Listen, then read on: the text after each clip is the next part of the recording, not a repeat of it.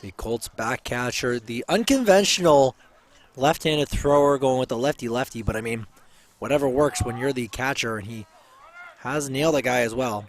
And when it's outside, the curveball falls harmlessly.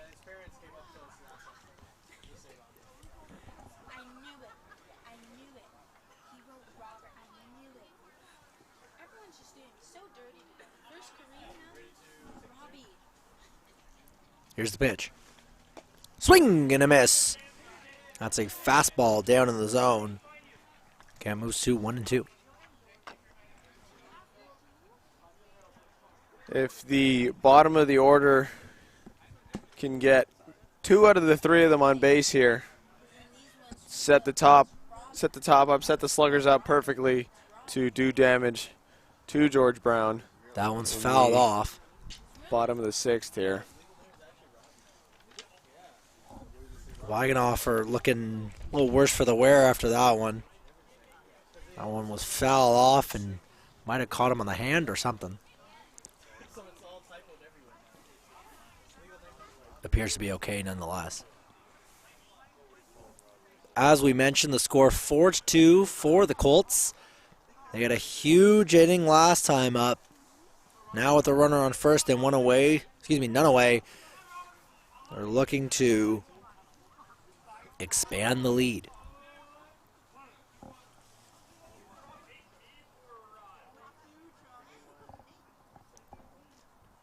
Here's the pitch.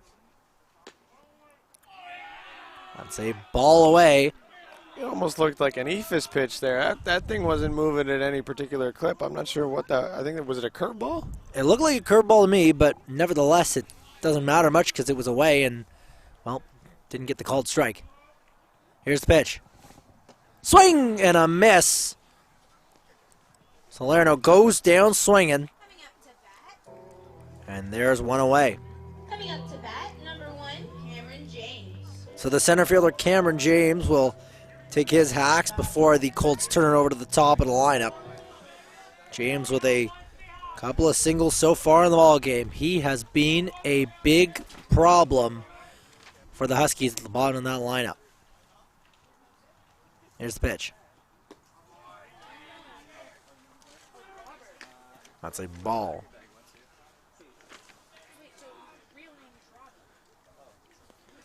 By the way, a pitching change for George Brown. It's Simon Jardine now pitching. Wrestling done. Trying to backpick Warden there. Got a little too far towards second before realizing he had to go back. But good hustle to get back to the bag before the tag. Westling's final line, by the way, he goes 5 innings, allows 4 runs. And he had a couple of Ks in there as well. No walks as well. So a solid outing, but just couldn't match. Brandon Smith's tremendous effort from the Colts. Here's the pitch. That's a ball.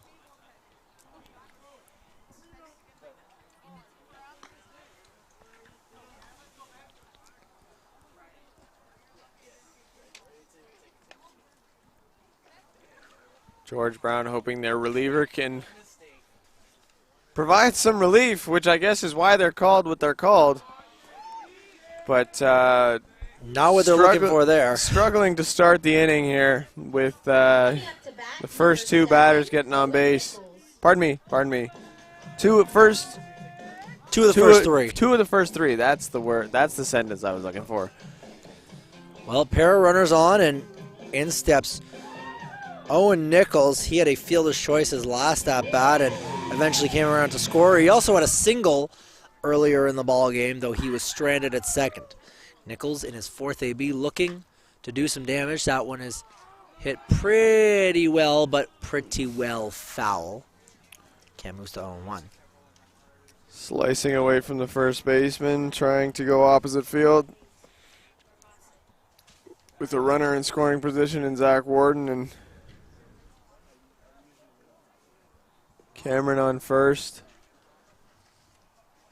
Looking to do some damage here with only 1 out accounted for. The Colts trying to create some separation as they've done all game. That one again foul, but perhaps playable. And oh, making a crazy play. Did he get it? I think he might have caught that as he tumbles over the first base side. The runners will advance, perhaps. That is a big league catch right there. That was remarkable. Shades of Derek Jeter in Yankee Stadium. Is he okay? That's the actual question. Well, as long as we got that on film, I think he'll be fine. Yeah, I'm sure that'll make it onto the highlight reel for sure. But some uncertainty, actually. Well, the runners right now are at second and third, so that would lead me to believe that the ball was caught, because if it wasn't, it would be a foul ball. But I'm not actually totally sure what's going on here.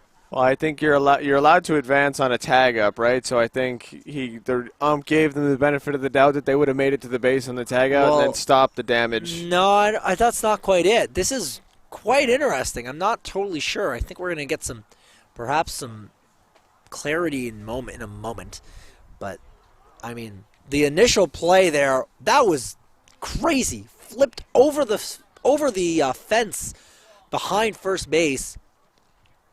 And I think he caught it, but again, it's hard to really tell from where we're sitting.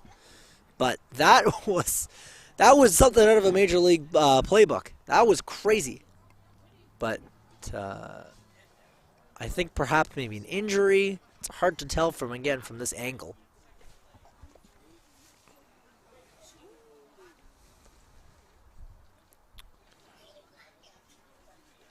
Perhaps they get the base on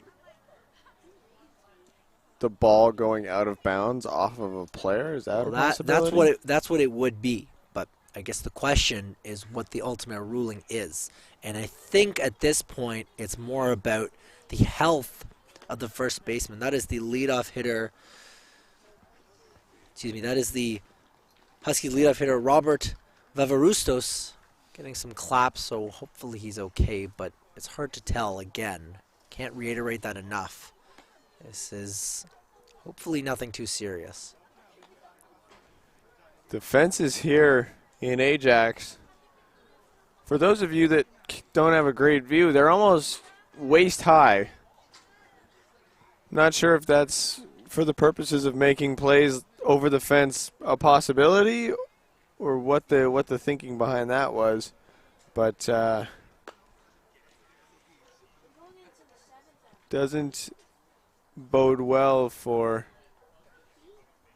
situations like this. Well, I think I saw him standing. He wears number 29, and I do believe I saw him standing. He's now walking around by the looks of it. Perhaps it could be a different player. It's hard to reiterate. We are not at a great angle to really give you the full breakdown of this. What we can tell you is that there is a large crowd gathered around that first base dugout side. So hopefully everybody's okay, but I mean, that's crazy.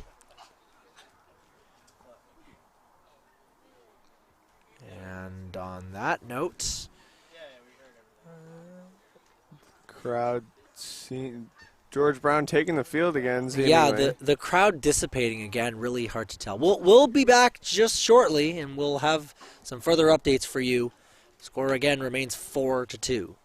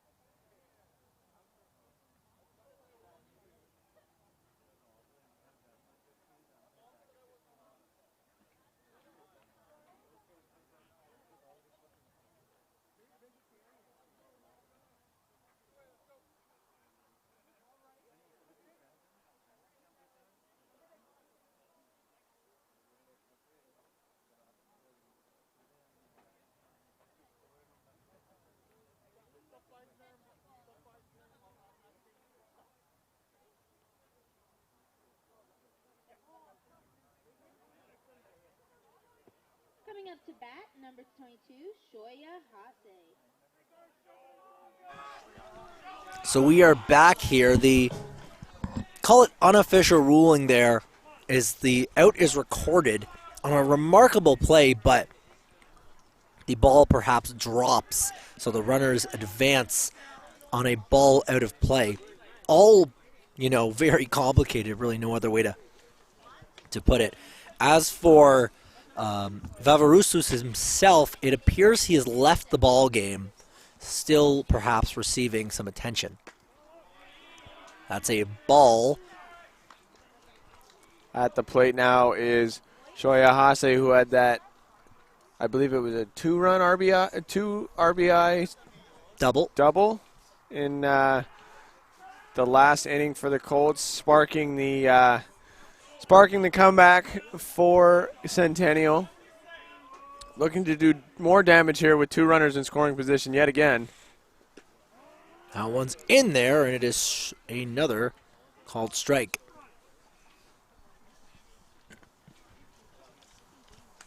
Jardine looking to get out of the jam.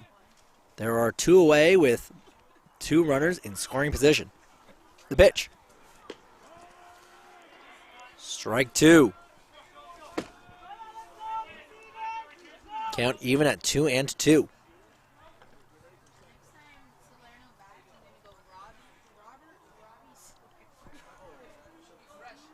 Hase trying to do some damage. That one is hit the other way. It is bobbled by the shortstop, and there will not be a play. Peters unable to make the clean transition, and another run will come in to score. Warden got 2 runs on the day so far. 2 of the Colts' 5 right now.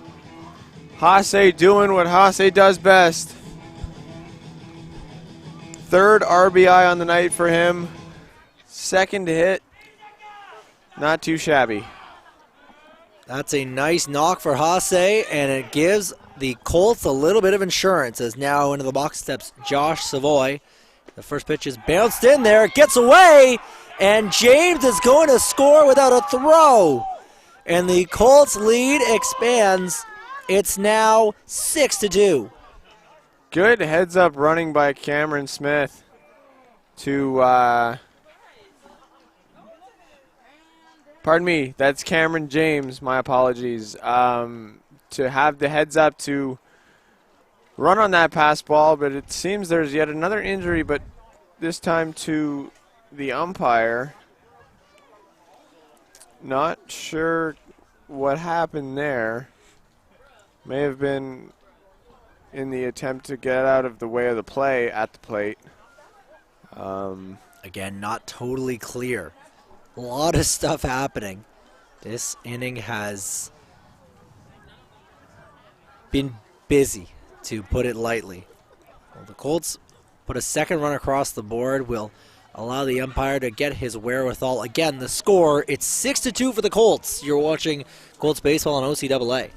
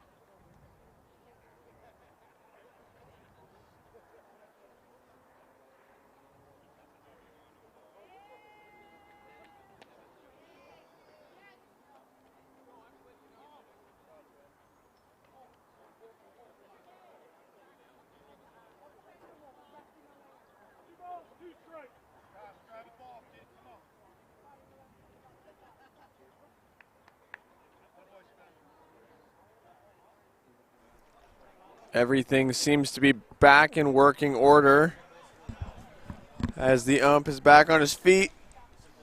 Savoy in the box, ready to try to do some more damage. Hase in scoring position for the Colts slugger. Let's see what he can do here. It has been, in a word, hectic. Savoy already ahead in the count. Believe it's 1-0. Here's the pitch. That one's a ball and moves now to 2-0.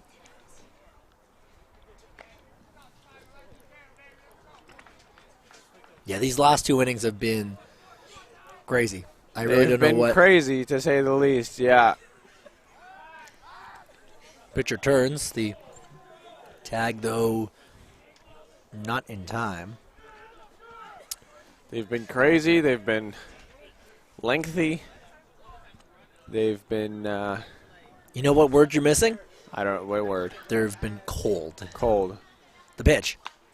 That one's hit pretty well, but it will land foul. I was looking for another E word, but cold works as well. Just get straight to the point. Erratic. Erratic. No. I No? meant like crazy. Anyway. Regardless, we will work on our wordplay for the next broadcast. Yeah, don't go anywhere. It's just the sixth inning, but there is another ball game will be coming to you very shortly. That one's in there for a strike. The count now 2-2.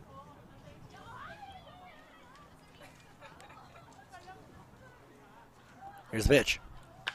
That one's hit well.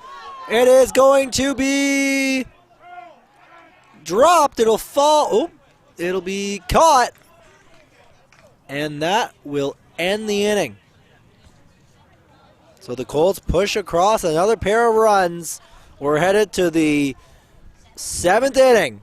Romandel in left field, showing why that's why they put him there. That's two balls he's chased down. That liner to left by Savoy, looking from our vantage point like it was going to drop, but somehow Romandel snagged it out of the air, robbing what I would assume would be the Colts of at least 1 point, and a double from the Colts captain. We move to the top of the seventh and final inning, where the Colts defense will attempt to put away George Brown for what could be the first time of 2 times here tonight.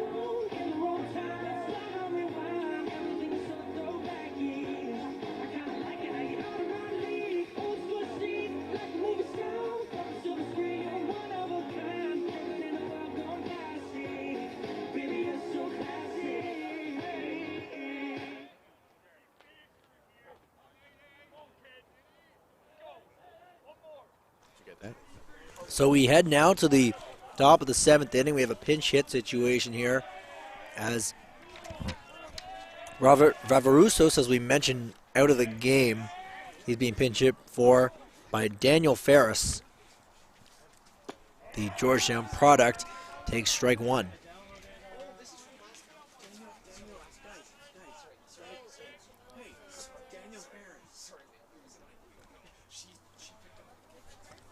Here's the pitch.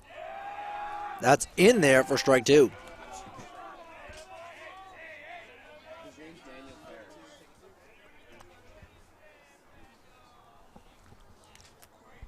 Ferris already down 0-2. The pitch. That one's fought off. Hoping to make his mark on this game. Obviously didn't start in the field and taking his first at bat of the game, but hoping to be the difference maker for his team as they are down by 4 in their last offensive effort. That one's a ball as it's now 1-2. By the way, the other Toronto baseball game is just about done. It's the bottom of the 9th inning. The Mariners ahead 4-0. So, unfortunately, it looks like only one of the good guys will be walking away with a victory as we got a couple of ball boys hustling and they both missed the ball. Well, one of them wins it. Anyways, count at 2-2.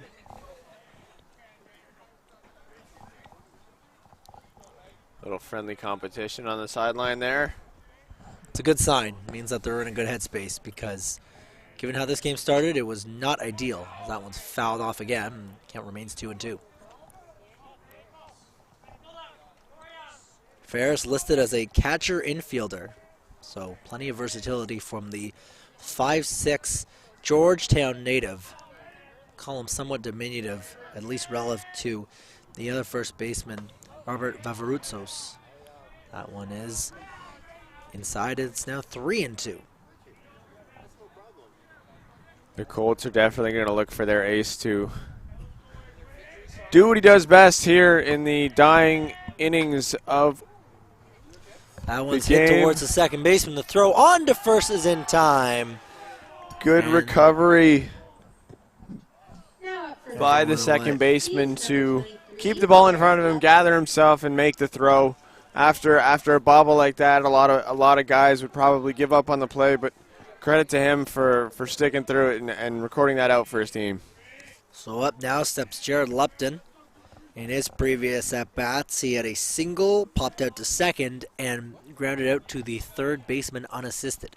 His fourth AB looking to perhaps help the Huskies claw back. They are in quite the hole at the moment, though.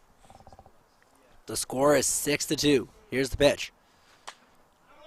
That one is fouled away for strike one. Rapidly approaching what looks like the conclusion of this one. Do you have any takeaways, any thoughts from game one of the doubleheader, Ryan? I like the tenacity of the bottom of the order. I think that's what I take away from it. Guys like Salerno and Warden just doing what they can do to get on base and give their team the best chance that they have to win. And obviously Smith battling back from that liner back that hit him in the foot and recording. That one's hit in the left field.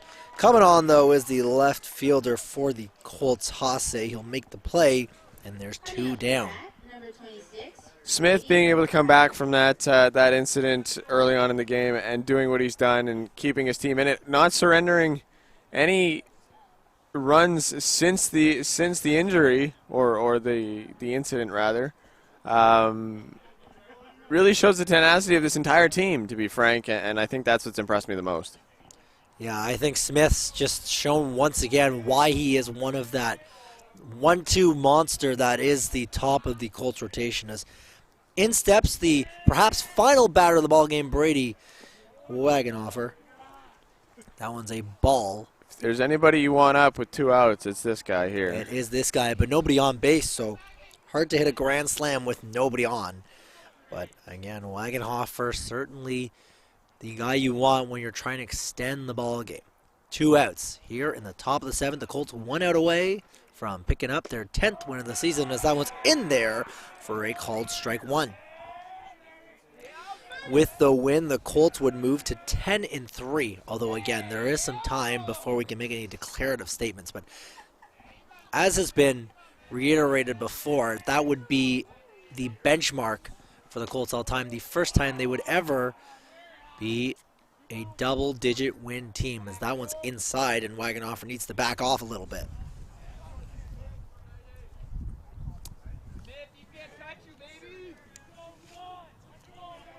Smith looking to add another win to that W column.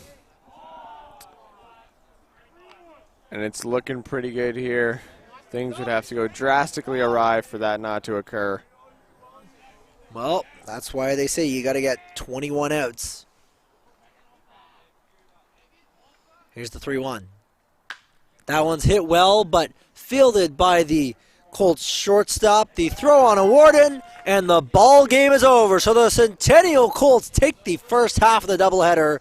They win this one 6-2 the final. A great showing. All in all, a number of great players showing out for the Colts. But to me, my player of the game, got to be Brendan Smith. Showed a ton of tenacity, pugnacity there, fighting through that injury to his ankle and coming out and throwing a complete game. He had himself an evening, no doubt. Absolutely, Jory. I'd have to agree with you. Climbing the adversity that this team did, going down by 2 early, having their starting pitcher get injured, having some of their key batters fairly muted through the beginning half of this game. All signs pointed to a loss. All signs pointed to, okay, let's chalk it up, let's move on to the next game. But despite what a lot of people may have been thinking, that is not at all what crossed the minds of the Colts. They dug in, they stuck in, and they got the result here. Exactly that. Yep, the come-from-behind victory for the Colts marks the first half of the doubleheader. They will be back on the field in just a few short minutes for the second half of the doubleheader as the Huskies look to perhaps split the series while the Colts look to pick up the sweep. The final score in this one, once again, 6-2. Signing off for Ryan Watson, I'm Jory Negan-Schechter. Stay tuned. Game 2 of the doubleheader is up next.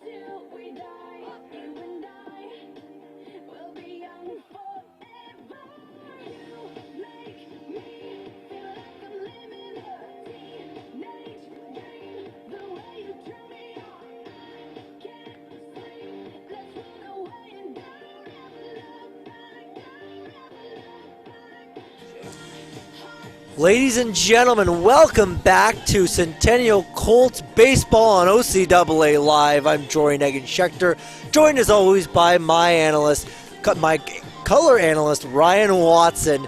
Ryan, it is frigid. It is 7 degrees and feels like 4, so we hope you've got your hot cocoa and hand warmers handy. But we've got a ball game to play. It is game 2 of a doubleheader. The Centennial Colts sending their ace, Liam Oates, to the bump. He has been sparkling this season. 18 strikeouts, 6 walks, and a 0.84 ERA in the early going. How important will pitching be for the Colts in the second half of the doubleheader? Well, I mean, it doesn't change anything that's been going on all season. Pitching has been the staple for this Colts team all year long, and it doesn't change tonight. They've got their ace on. They've got 2 aces really, in Brandon Smith, who pitched a brilliant game in the first game of this doubleheader, and now Liam Oates taking the mound, ace number 2.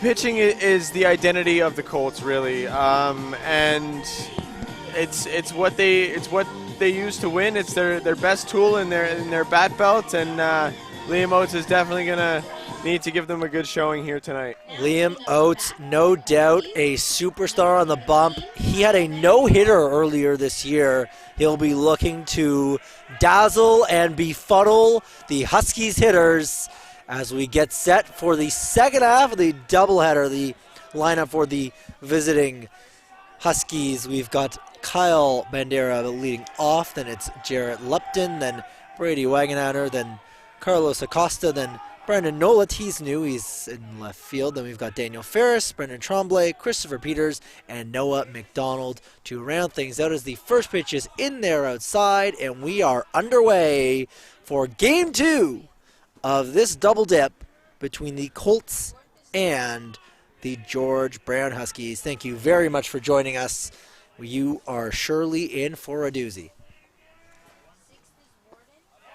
That one is down for ball 2. Liam Oates, like you were saying before, Jory, you're listing off his stats and his numbers.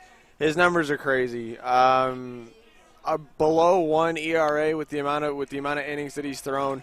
It's a pretty astonishing feat, and hopefully he can stun the George Brown Huskies more so than they already have, having surrendered they were up 2-1. 2-0, sorry, in the early going of the last game, and came out on the bottom 6-2. So already kind of shaken is the George Brown team, and with that first out of the game, it's not looking too good for George Brown right now. Well, that one there, a ground out 4-3 as O'Sullivan tosses it to Warden for the first out of the ball game. So now Jarrett Lupton steps into the batter's box. He was hitting second last game on a couple of stolen bags in the top half of the doubleheader. We'll see what he can do in the bottom half of the double dip. Oates looks in for the sign. He winds, he works. That one's hit pretty well over the left side. It will fall foul, though.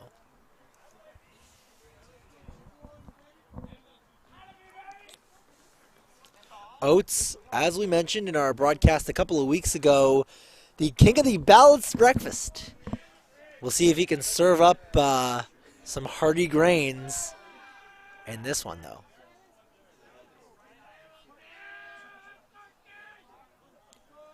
That no-hitter, we should mention, came against Lambden, who they absolutely smoked 18-1 in that ball game a couple of weeks ago.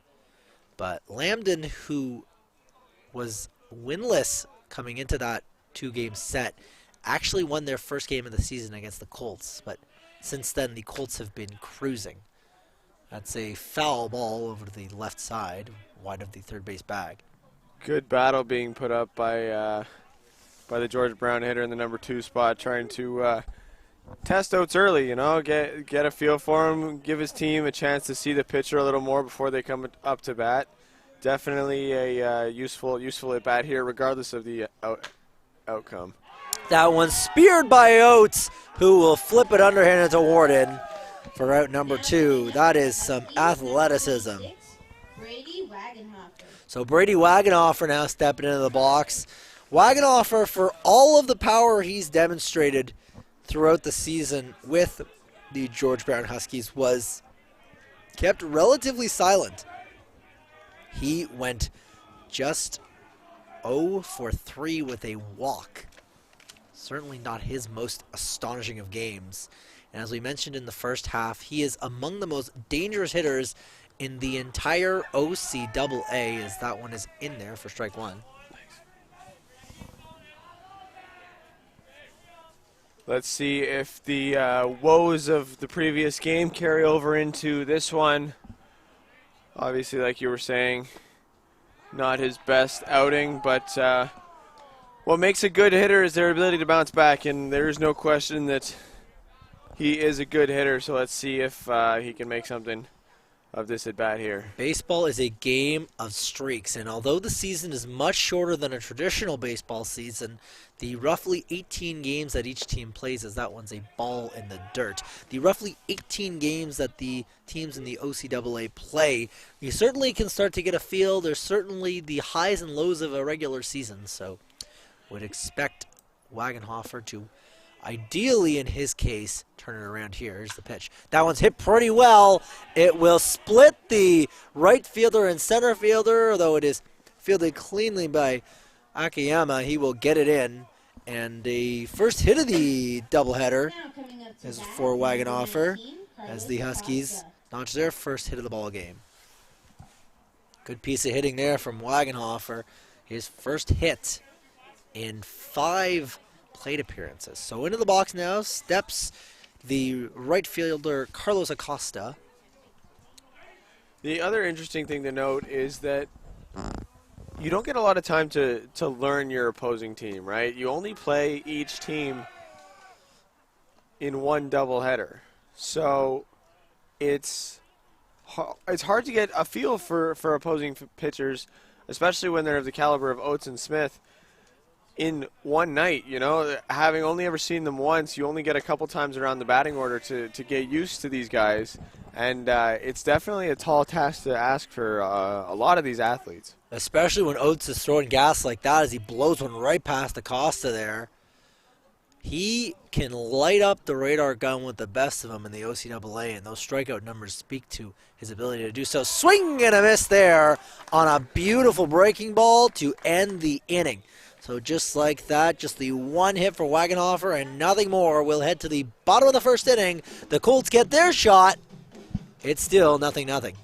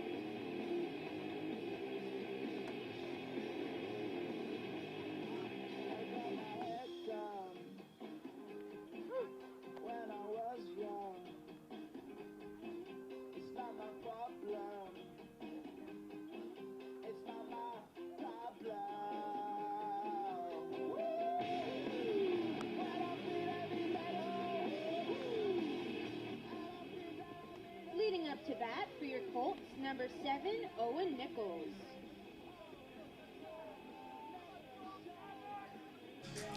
We're back here for the bottom of the first half as the ball game, as Owen Nichols steps into the batter's box. We get a little bit of a powwow on the bump. It is Finley Butler pitching for the George Brown Huskies in the second half of this double header. We didn't see him last game, but for this one, expect him to cause the Colts trouble.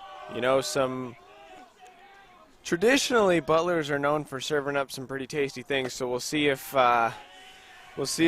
Finley here can serve some strikes to the Colts and see what the Colts can do about it.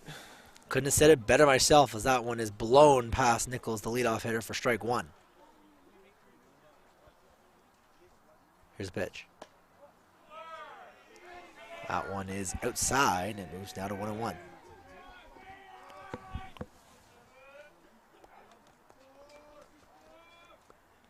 Butler looks in. Here's the pitch. That one's down, and it's now 2-1. Patience is going to be the key for the Colts here. Earlier in the previous game, there were a lot of one swing, one pitch outs. I think they're going to try and stay away from those, hopefully, here right now, because you don't know this pitcher, right? So swinging at his first pitch he's ever thrown to you is always a gamble. Definitely would agree with that. So the count now even at 2-2. Trying to put away Nichols. Here's the pitch. That one's down, and it's now full at 3-2.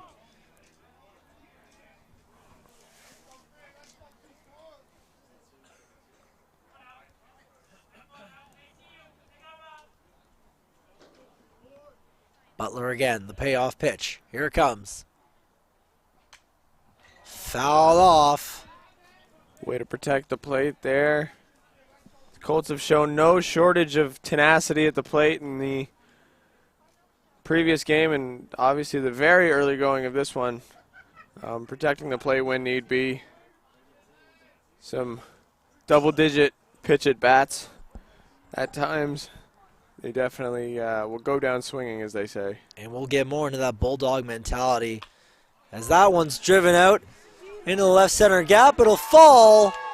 And just like that, the leadoff hitter, Owen Nichols, is on to start the ball game with a base hit. Now coming up, a right fielder, number 18, Kevin Akiyama. That's a nice piece of hitting there by the Colts shortstop to get them started on the right foot. So up to the box steps Kevin Akiyama. We did not see him in the top half of the doubleheader.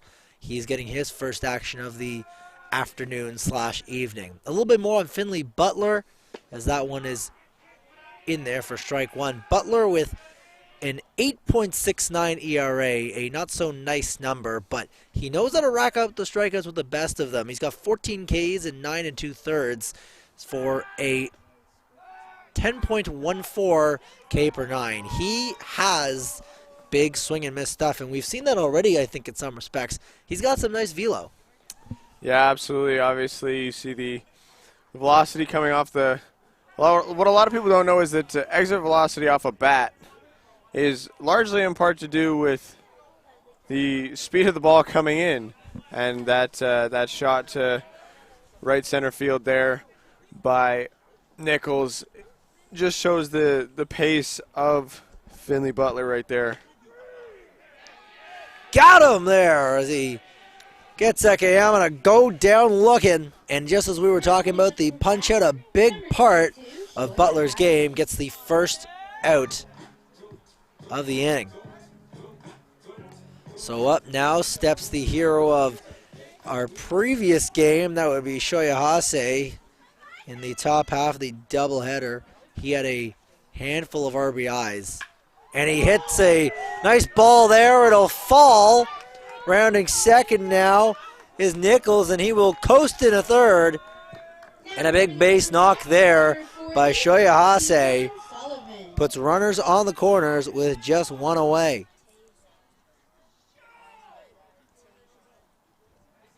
So now into the box steps Tejan O'Sullivan, the Colts second baseman, one of a handful of players making their quote-unquote debut in this doubleheader affair.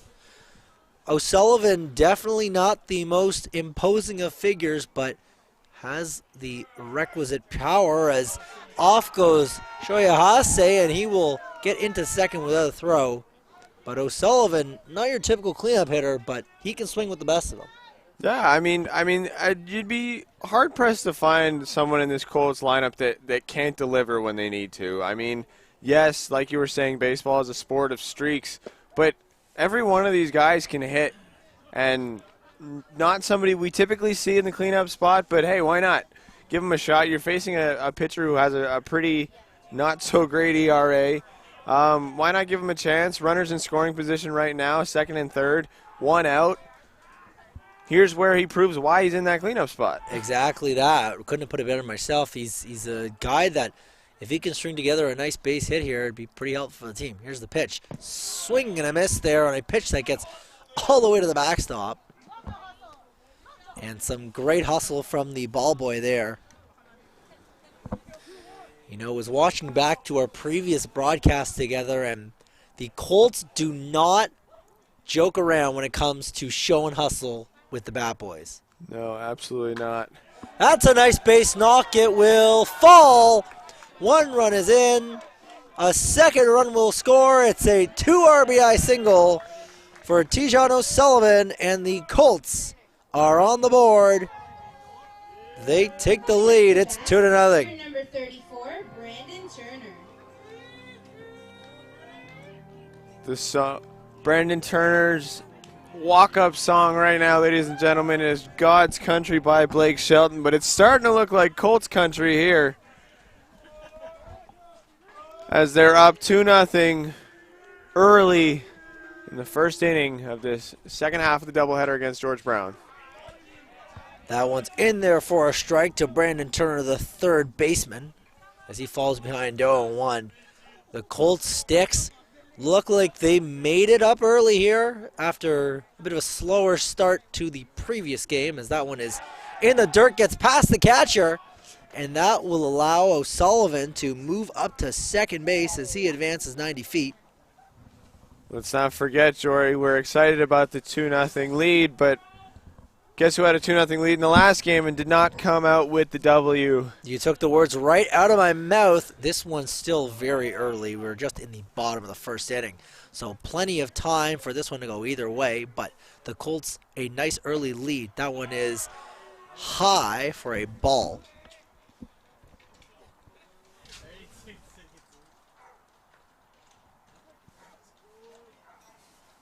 Turner, the lone Colt with a home run this season.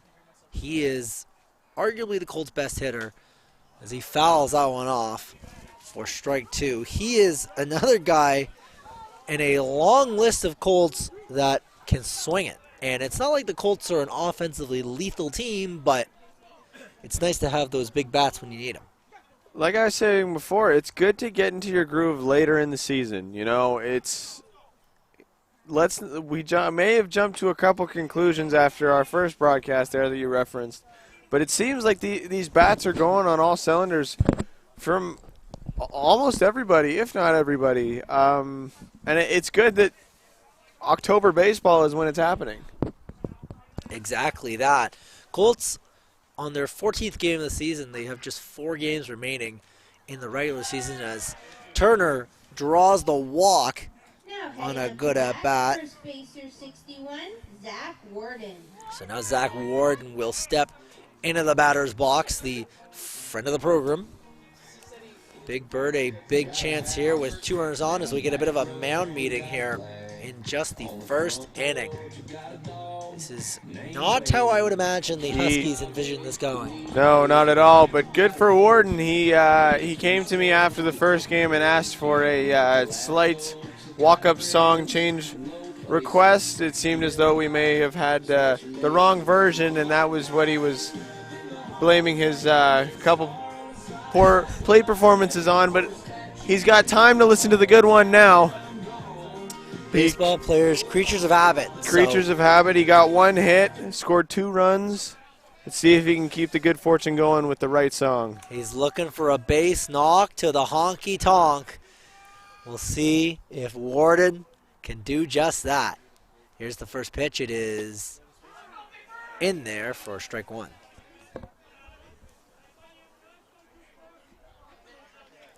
The Calgary, Alberta product sharing with us his excitement earlier today when the Flames signed Mackenzie Weegar to a big contract. We'll see if Warden can cash in the same way with a couple of runners in scoring position. That one's outside for a ball.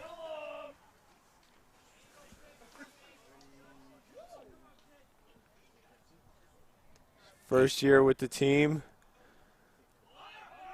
Runners are heading.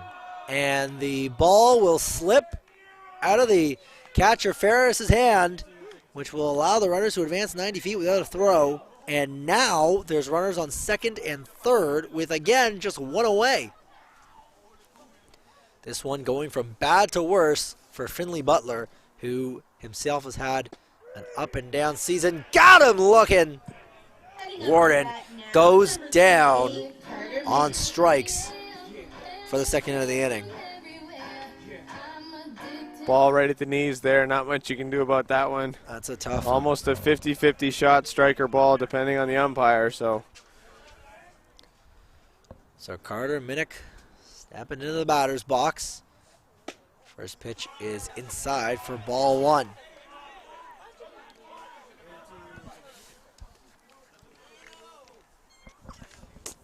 In the previous game, Minnick went 0 for 3 with a fly out, a ground out, and a pop out as that one's popped over to the right side. It'll go foul, though. Minnick and Warden swapping places in the order from the previous game. Warden moving up to 6, Minnick down to 7. Probably as a result of Minnick's no-hit game, but hopefully he can get back on the horse here, so to speak. Get back on the horse indeed. He is a Colt after all, as that one swung on a miss for strike 2, so the count now at 1-2. Finley Butler looking to limit the damage. Tyro, but a danger of the pitch. That one's high. It's even at 2-2. A huge props, by the way, to the Colts dugout, who after every pitch are letting the teammates know how they're feeling. They are a rowdy bunch. Absolutely. If there's anything baseball players are, it's rowdy. And that one's in there for a called strike 3. So a trio of punch-outs looking, but 2 runs will eventually come in to score for the Colts. 2 runs come across with a couple of hits in between. We're off to the top of the second inning. You're watching Colts baseball on OCAA Live.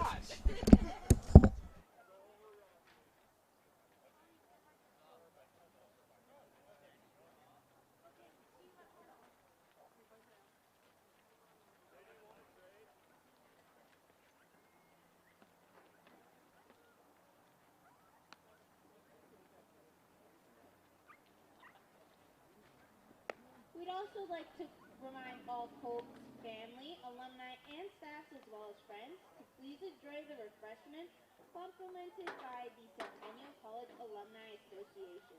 The Alumni Association is a proud supporter of the Colts athletics.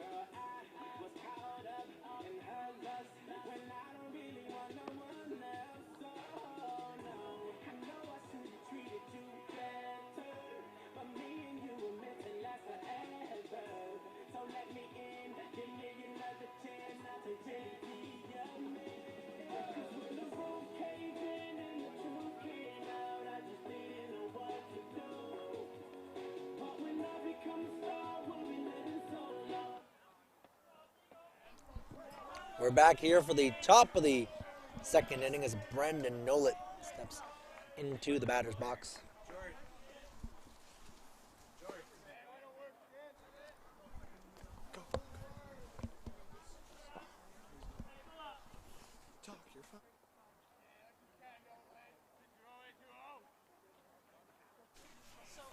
Here's the pitch. That one is high for a ball.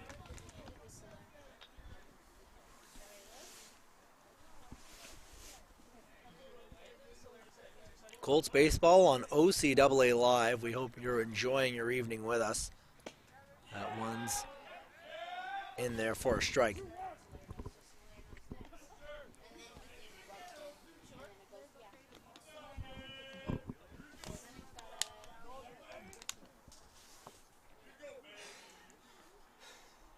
Swing and a miss there. It's now 2 strikes.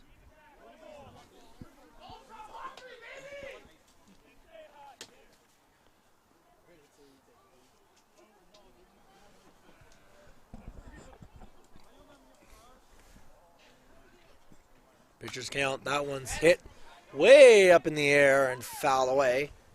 It remains 1-2.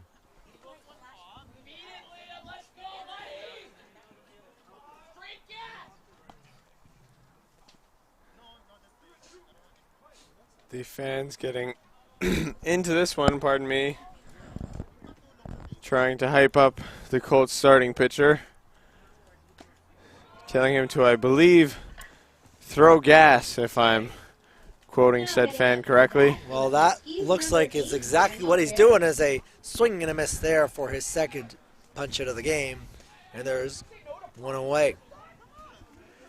So up now steps Daniel Ferris to the batter's box. He briefly was into the game last time up. He was a replacement for the injured Robert Vavaroussus. That one's fouled off.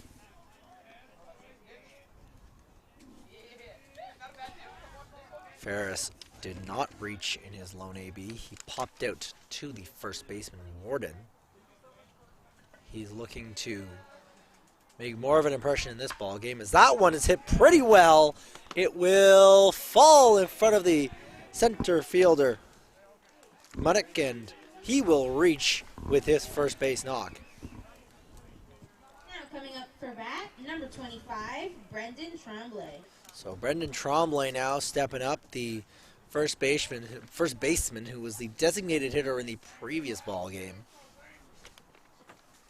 He is very much a big stick guy. Well, as soon as you have that acronym next to your name, DH, it's pretty indicative of your ability to swing the bat and hit the ball. They don't call you the designated fielder. No. I'm sure my my analysis is very in-depth, explaining why. That one's ripped down the line. It's a fair ball. Rounding second, heading for third is Ferris. He will get the wave and head home. Meanwhile, it's second, heading to third. Ferris will score. The play at third is not in time. It's a triple for Tremblay, Now coming up for bat, and that will cash in the first run of their ball game. Peters. So with that, the triple allows Ferris to score. It's now 2-1. Good piece of hitting there. Ball slicing away from the right fielder into foul territory once it landed inside the white line. Some fielders thought, or were at least trying to convince the ump that it was a foul, but looked like it dropped just in the nick of time. That one's in there to the shortstop, Christopher Peters, who's in there for his first at bat of the ball game.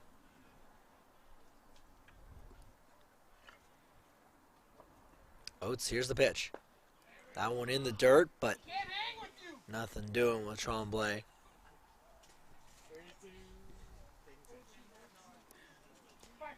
Under the lights here on a Friday night, the most wonderful night in baseball. I know they say Friday Night Lights in reference to football, but it's a pretty nice thing to have for baseball, too. That one's inside. It'll brush Peters back for a ball.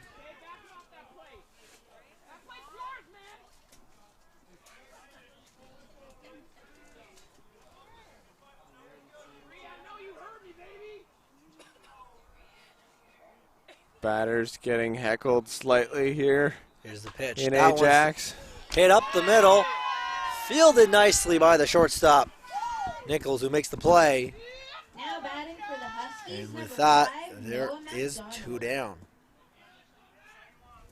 So the second baseman, Noah McDonald, stepping up to the box now. He had a couple of base hits in the previous game, the single, and scored a run. So he looking to collect himself another knock in this one. Oates the pitch to McDonald. In there for strike one. If the Huskies are going to mount the early comeback and get back into this game, try and even up the doubleheader, they're going to need production from the back half of their lineup. I think that goes without saying. With that hit there, that's exactly what I'm talking about. Well, McDonald with an RBI single exactly to left field. Yes, sir, exactly that. It's a Nice little knock the other way for McDonald, and that'll turn the lineup over and tie the game up at 2-2. It's a nice piece of hitting, and we could be in for a bit of a higher scoring ball game here if these first 2 innings are any indication. It's a brand new ball game coming into the second inning. So Kyle Bandura stepping into the batter's box. He grounded out to the second baseman to lead off the ball game. Trying to do something a little more productive here with a runner on first and 2 away. Here's the pitch. That one's hit up into the air. The first baseman Morton gets under it. No problem this time. He'll make the catch to end the inning, but a pair of runs will tie the game up. We're headed off to the bottom of the second inning. Colts baseball on OCAA Live.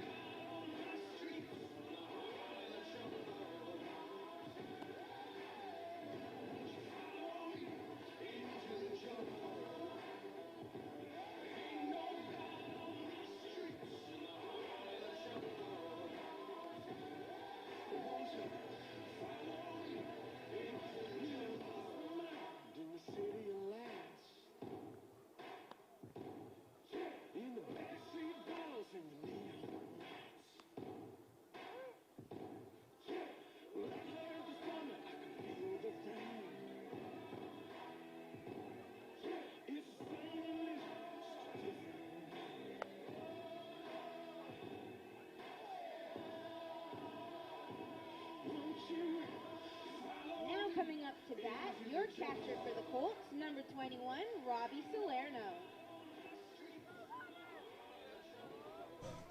We're back here for the bottom of the second inning. Robbie Salerno stepping into the batter's box. The Colts catcher getting his first chance to hit this ball game.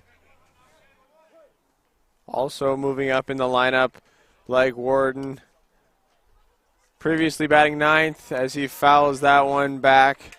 Now moved up into the 8th spot. Let's see if he can make good on his promotion here. Perhaps a sign of confidence from head coach of the Centennial Colts, Ben Anderson. He did have a good game in the previous game today. I believe he had a couple base hits and possibly an RBI, if I'm not mistaken. Worthy of said promotion. But swing and a miss there. As strikes out there. Fastball gets him to swing and miss on 3 pitches. Not a very competitive at-bat. And there's one down. So the left fielder, Devin Bogdan, will step into the batter's box.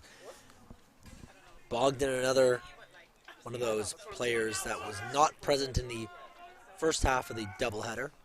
See if he can make a difference here in the second half as he swings and misses there for strike 1. Despite him missing there, it looked like a very nice swing. So if that bat finds the ball, I can promise you it'll go quite a ways. Here's the pitch to Bogdan. That one's down. It's even at 1-1. This one all knotted up at 2s in the early going. Here's the pitch. Swing and a miss. And it's now 1-2.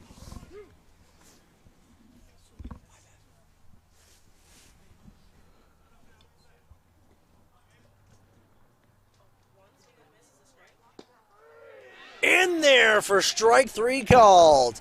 Bogdan goes down looking. Butler seemingly finding his groove despite the ERA previously mentioned. He doesn't seem to be letting that number get into his head. He's got 3 strikeouts, I believe, on the day.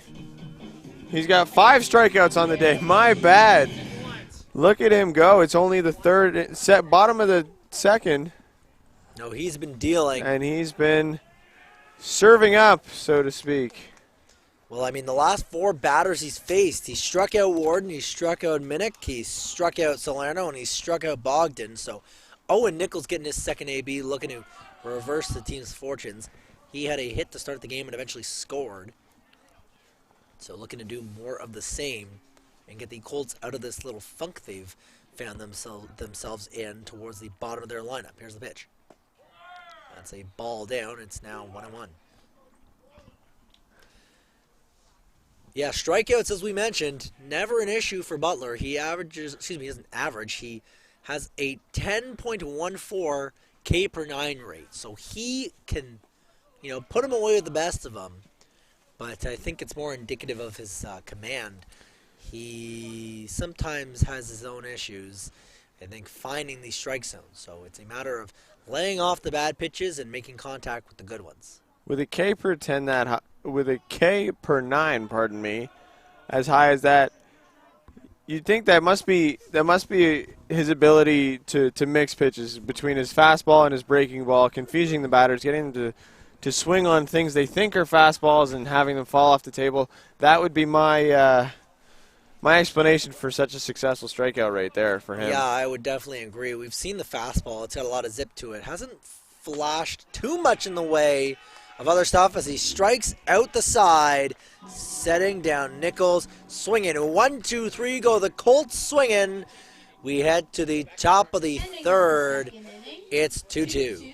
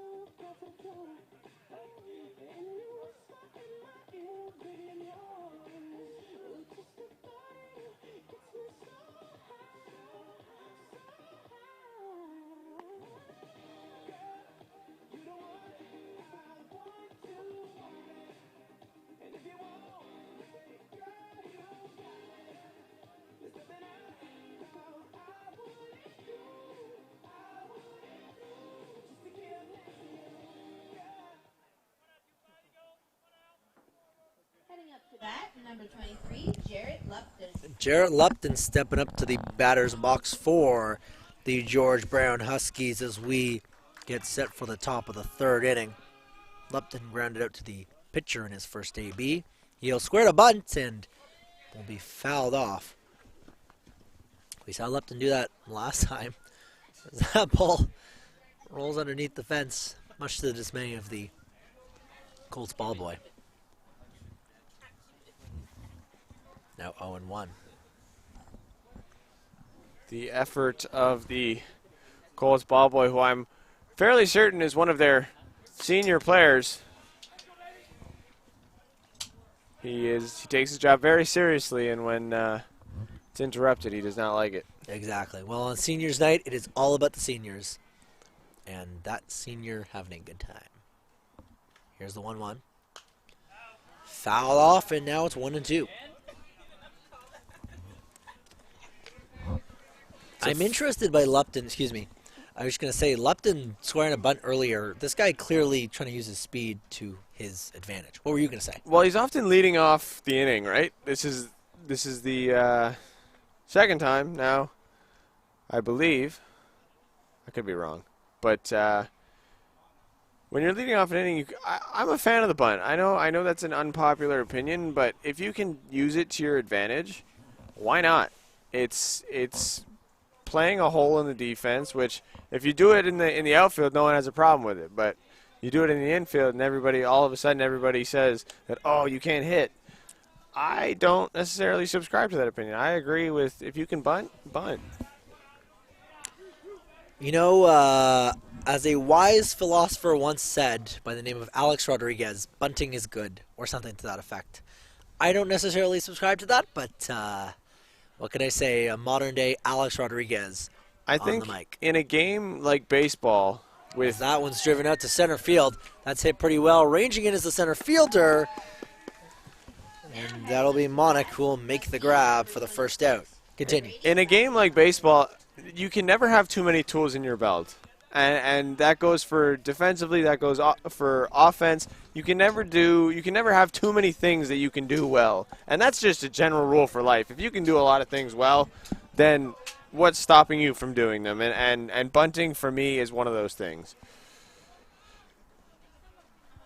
A modern-day philosopher, Ryan Watson, sharing his knowledge as Brady Wagenhofer steps into the batter's box. The lethal stick of Wagenhofer getting the single his last time up, looking to perhaps add to that league-leading doubles total, or perhaps add a dinger to the mix if he sees a pitch to his liking, though I don't suspect that Oates will be serving him up any meatballs anytime soon.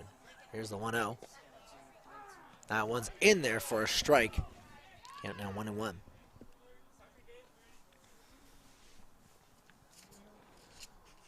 Oates doing a good job of staying in there, recording the first out, looking for the second one. After giving up 2 in the previous inning, it's a good sign of things to come if he can get Wagenhofer here. That one is down for a ball, moves now to 2-1. I'm about to make another Oates pun. I'm going to say, if he continues to mow down these hitters, be a bunch of players that have been rolled Oates. No, that wasn't very Rolled good. by Oates? I don't know. Our play on word game tonight, unfortunately, folks, is limited. And much like players need their walk-up songs, we need some warmer weather for our brains to be firing on all cylinders for the wordplay that has plagued our previous broadcast together. But seeing as how it is below 5 degrees here tonight in Ajax, as that one's fouled back by Wagenhofer. It's like how cars, you know how with a car you need the engine needs to warm up? Yeah. There's no warming up this end. No, it's almost like we didn't have an entire game to warm up, and still yet we are still a little frigid. Still a little frigid. Well, the count, meanwhile, is now full on Wagenhofer as the 2 stars going out. Here's the pitch. That one's hit pretty well. It is a fair ball. That one will fall into right field, fielded by Akiyama, and just like that, Wagenhofer has a pair of knocks on the ball game.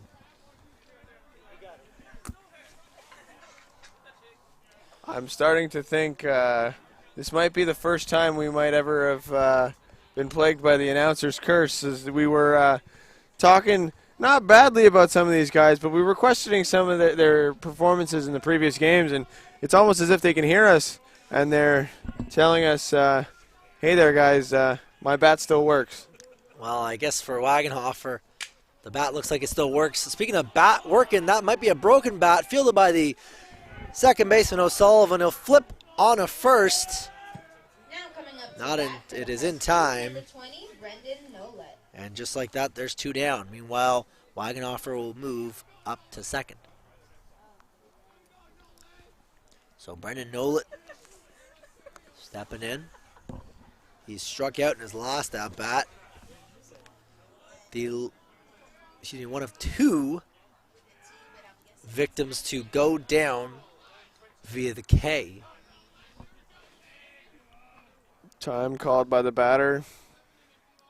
Needs to take a breather. Another Husky not wearing gloves. One of his teammates did the same thing in the last game. And something about the feel of the bat. That one's in there for a strike.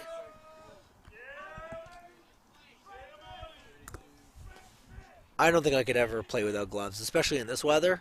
My fingers would fall off. Even for the sake of staying warm, let alone the sake of insulation from the impact on the bat. It just seems like it would suck. That one's very eloquently put, Jory. That pitch is outside for a ball. I don't know. What do you want me to tell you? I mean, you're not wrong. You're not wrong. But usually you've got a much nicer, you've got a much smoother way with words. But when you got to say it like it is, you got to say it like it is. Listen, all I'm saying is, you're in there. It's a 1-1 count. Guy throws you a fastball inside. As that one swung on and missed for strike 2. Guy throws you a fastball inside. You take a swing and it hits basically the shaft, the skinny part. Yeah. Would hurt. Oh, it would, 100%. And it might entice him to wear gloves after that. But the 1-2. You only learned by getting burned. That one's fouled off. Still remains 1-2. Man, I'd love to get burned right now. It's so cold outside. Should borrow some of the bats and start a fire right in front of us here in the broadcast booth. It'd be a very expensive fire. Especially with some of the Colts bats because have been pretty hot. Couldn't have said it better myself. The count, by the way, 1-2. Oates trying to put away the hitter. That one's down and in for ball 2. Nolet, again, as we mentioned beforehand, had a strikeout in his previous at-bat. In a bit of a disadvantageous spot here, trying to avoid going down via the punch-out for the second time. The pitch. That one's hit in the air. Should be a can of corn. That one is caught by, it looks like it was, oh goodness. It looked like the shortstop. Looked like Owen Nichols, the shortstop, made the play. Anyways, that'll do it as the inning ends. No runs come across for the Huskies despite a couple of hits. We're off to the bottom of the 3rd inning. It's still 2-2.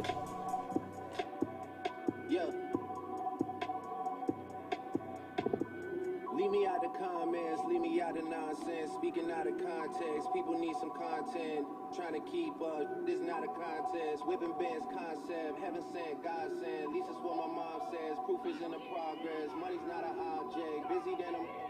You know how my job get, barking up the wrong tree. You know how the dogs get, haven't fallen off yet. Come with a classic, they come around years later and say it's a sleeper. The ears are real, the petty is real. Might trust my ex for a feature. Deposit the money to Brenda Letitia, or Linda Felicia. She came for me twice, I didn't even enough for her once. You know I'm a pleaser. 42 millimeter, was made in Geneva. Yeah, I probably should go to Yeshiva. We went to Ibiza. Yeah, I probably should go live with Yeezy. I need me some Jesus. But soon as I started confessing my sins, he wouldn't believe us. Sins. I got sins on my mind and some M's. Got a lot of M's on my mind and my friends. Yeah, I keep my friends on my mind. I'm in love with 2 girls at one time and they 10s. That's why I got 10 on my mind. I got M's. Got a lot of M's on my mind and my friends. Yeah, I keep my friends on my mind. Should repent.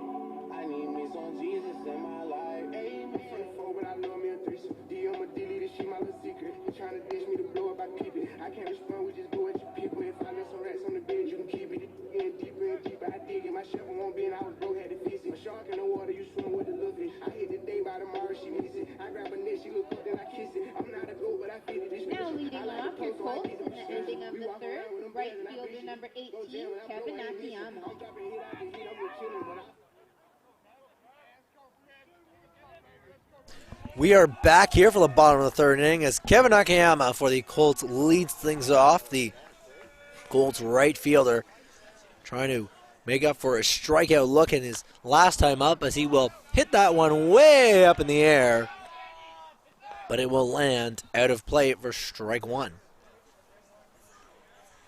Akiyama, one of 6 punch-outs earlier in the game. One notable thing here is the backstop at this field is not something we've ever seen here for the Colts. It's a big one. Any pass balls from the catcher, you're taking bases. And any straight-up pop fouls, the catcher's got a very good chance of having a play on those. So look for that to be a difference maker in this game if it does indeed happen. Yeah, no, the foul ground here is much larger than it is at Nielsen Park, the regular home of the Colts. So expect that to maybe be a factor. Here is the pitch. Akiyama thinks about it but does not go. He wanted to swing on that one, but he thought better of it. Count Rightfully so. 3-1. Hitters count. Akiyama looking for his first knock. Here's the pitch. That one's hit way up in the air. It's tailing. Will the first baseman make the play on it? Yes, he will. That is Now heading up for bat, number 22, Shoya Tremblay putting Akiyama away for the first out. So Shoya Haas stepping into the batter's box. He is one of 2 runs to cross the plate so far for the Colts. He also had a single in his first at-bat, looking to add on to his big day at the plate. That one's high for ball 1.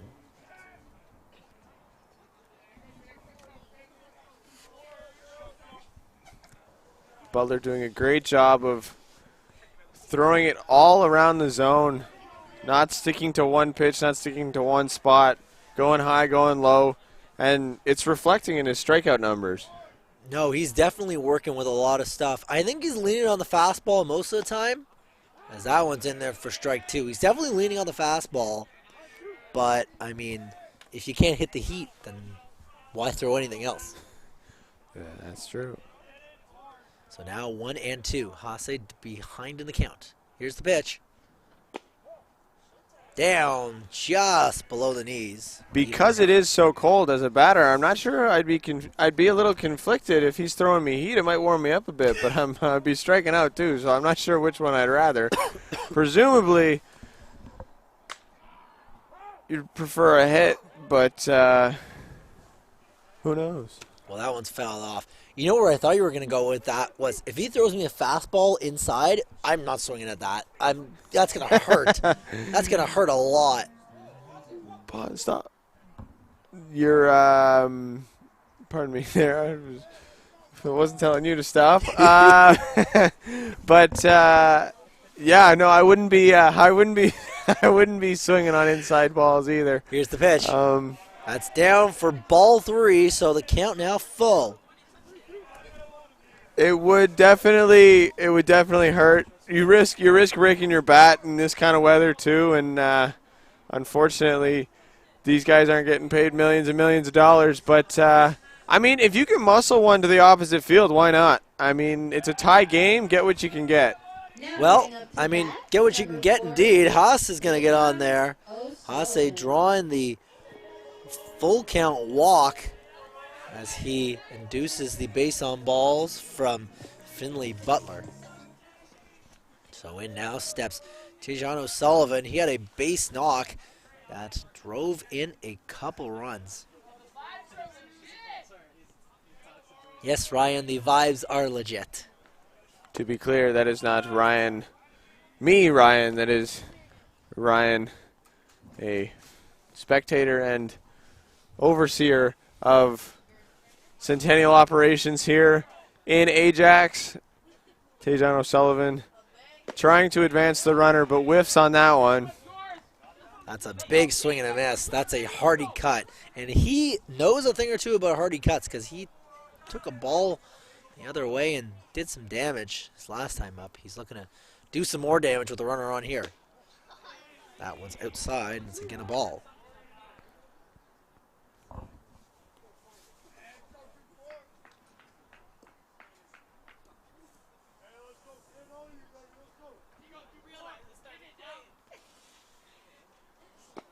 Swing and a miss there. Count now moves to 2-2. I will say, it looks as though he's swinging for the fences, Jory. He has no off switch when it comes to hitting dongs. My guy is a ding-dong machine. Here's the pitch. That one bounces in the dirt, and we mentioned the backstop. Runner is going to advance to second. He's going to think about third, but Haase will think better of it, but call that a wild pitch as Haase advances 90 feet. Showtime indeed. Showtime, Shoya Haase. I like it. We're slowly going to start getting nicknames for every one of these Colts players. We've got Big Bird, we've got Quaker Oats, we've got Showtime Shoya. Here's the pitch. Swing and a miss there. O'Sullivan goes down hacking, and there's 2 away. Now Brandon Turner's stepping into the batter's box.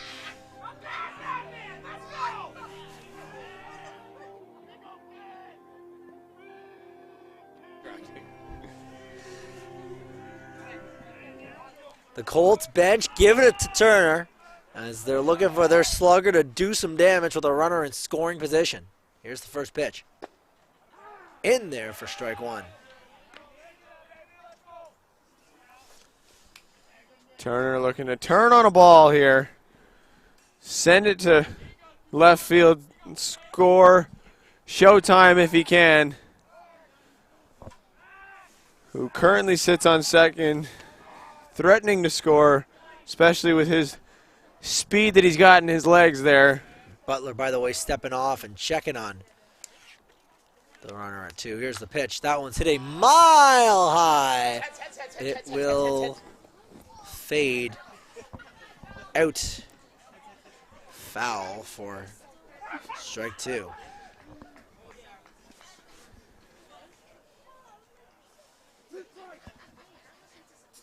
The 0-2 count. Turner looking to avoid becoming another punch-out victim for Finley Butler, who has been dealing. Here's the pitch. That one's outside, and it moves now to 1-2.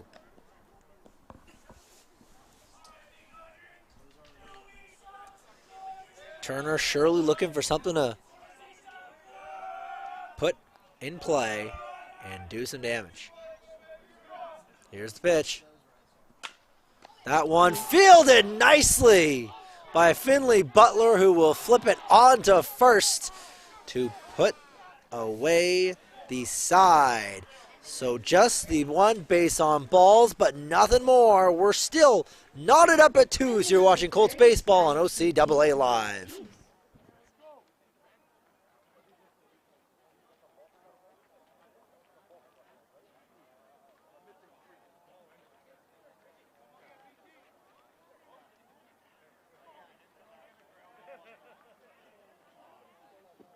We'd also like to remind you to check out the Alumni Homecoming Finale next Saturday, October 15th at the Progress Campus. Dance the night away at the Silent Carnival. Food trucks, games, and entertainment, as well as some pizza for all. Check out the posters at the refreshment table and scan the QR code for more information. Thank you.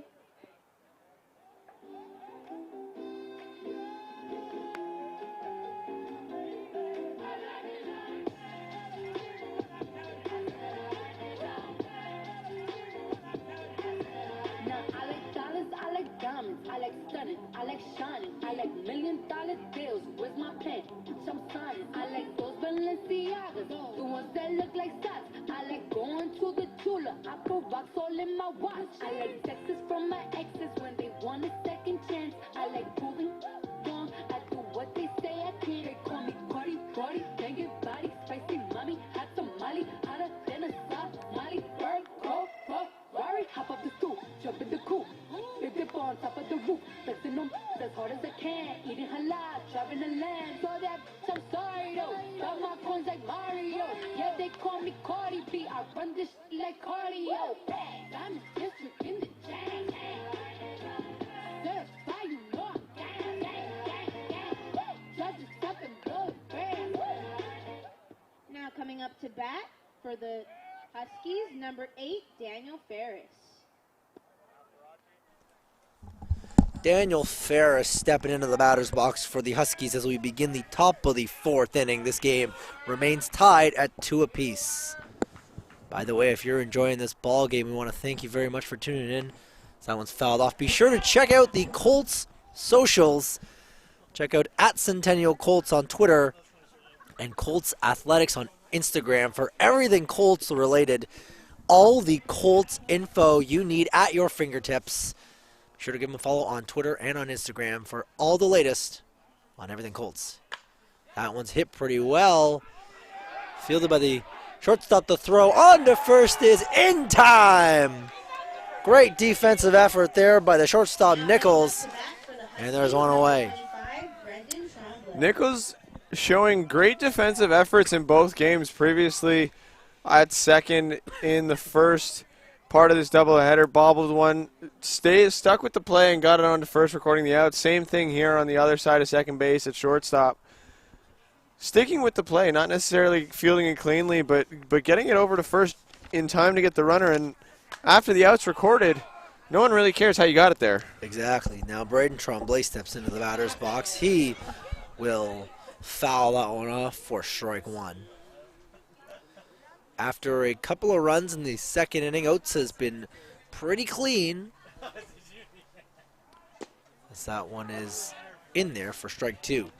He has retired 4 of the following, he's retired 6 of the 7 batters, I believe it is, that he's faced since allowing a triple to Tremblay, who's at the dish now, as that one will plunk him off his foot. That hit by pitch will allow him to reach. And just like that, the Huskies in business here with one away. Huskies, number 3, Christopher Peters. Christopher Peters now stepping in. He lined out to the shortstop in his last at-bat.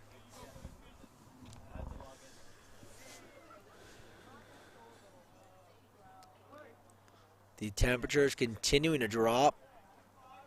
We are in the low single digits here from Ajax and a Frisky Friday night game, but both of the pitchers not feeling any part of that. They're both throwing the heat as Oates I think gets Peters to swing and miss. their performances are motivated by the fact that they want to get into the warmth. They're like, I'm just going to strike out everybody so we don't have to be here any longer than we have to. That's a good idea. Here's the pitch. That one's down for a ball. You know, if you're ever not sure if it's a ball or a strike call, just check in with the Colts dugout because they will be very articulate. They will let you know. They will. Maybe we should give them the mic one of these games. See what they have to say. The 1-1. Fouled off. Although it might have to be a Colts After Dark episode because I'm not sure they'll keep it clean the way we do here. Listen, you say we're keeping it clean, but I mean, one of us called a home run a ding-dong earlier, so, I mean. That is fair. That is fair. The count 1-2 here to Peters. One away with a runner on first base. Oates the pitch. Breaking ball there, but a good take, and it's even at 2-2.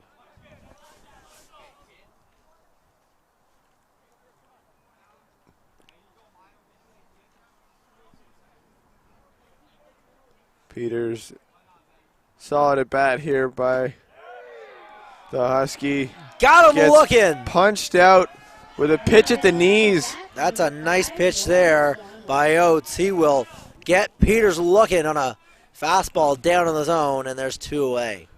Lot of low third strike pitches have been called by this umpire here. It seems like his strike zone is on the lower half of the player, and Oates taking advantage of that right there.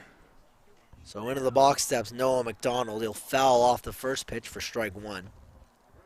McDonald, the single in his previous at-bat.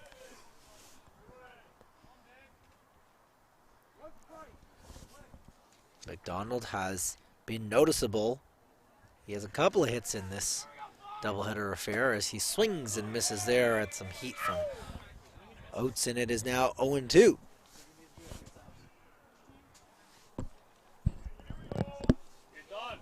Oates perhaps finding his groove here, although he did plunk a batter. He is not allowed a hit since he allowed a single to Brody Wagonoffer back in the third inning. Checks the runner at one. Oates winds, he works. That one's outside. The count remains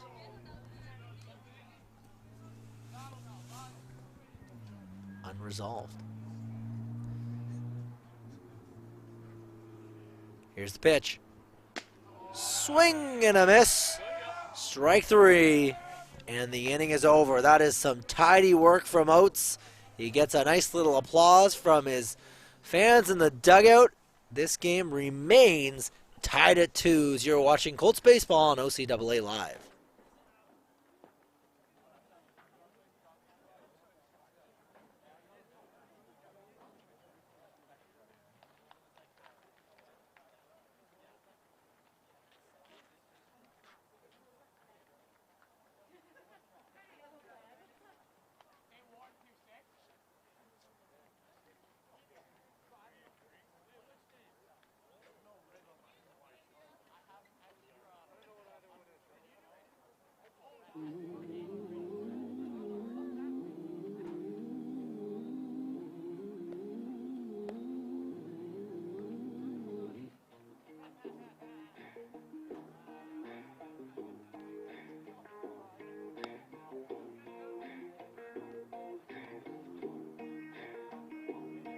Got a house down a back road, I got a flag on the front porch, I got a dog named Waylon, I got a driveway that needs paving, I got a boat with a two-stroke, a couple guaranteed to make you laugh jokes, I got friends in low places, yeah, life is what you make it.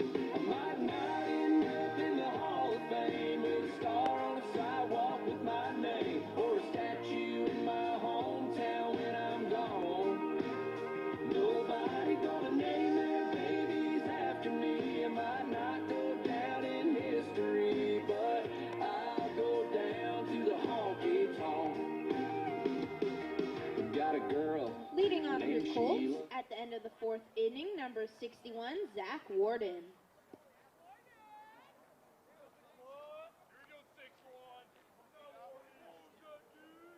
We are back here for the bottom of the fourth inning as Zach Warden, Big Bird, steps into the batter's box. In his previous at-bat, he went down looking. One of a number of Colts so far in the ballgame to go down via the punch-out as he swings and misses there for strike one. Warden had a big first half of the doubleheader, but still looking to put the bat on the ball here in the second half of the double dip. That one is outside for ball one. Count now even. It's 1-1. Warden looking to perhaps reverse his fortunes a little bit here. The 1-1. Swing and a miss there. Count now moves to 1-2. Excuse me, that's strike three swinging. Looks like they did call that second pitch a strike. And Warden actually goes down swinging for the second time in the ballgame. Umpy's got to raise his voice a little bit. Well, we got these pesky headsets on that our producer Leo makes us wear, and it mutes our hearing. So there might be a discussion that needs to be had in the boardroom. Well, just like that, we've got Butler out to a quick 0-2 count ahead of Carter Munnick. Here's the pitch. That one's a ball. Moves now to 1-2. Munnick having himself, well, not really having himself a game. He punched out looking as well in his first AB, looking to avoid punching out again as he fights that one off. Count remains at 1-2. Only 1.5 repetitions through the lineup, and we're in the fourth inning, I believe. Fourth inning. It has been cruising along as that's a foul ball off of the catcher or the umpire or somebody, but nonetheless does not look like it felt very pleasant. Umpy taking a moment to gather himself. Everybody's taking balls off the chest and off the knee and off the everything else in between. This has been. If this is the same umpire as last game, he needs to check his horoscope or something, because he's in store for a lot of bad luck. That's like the third time he's been hit, if it is in fact the same umpire. Well, I don't believe it is the same umpire, but regardless, I think that's just kind of a part of the gig. You know, you step behind the plate, try to call the game, and you know.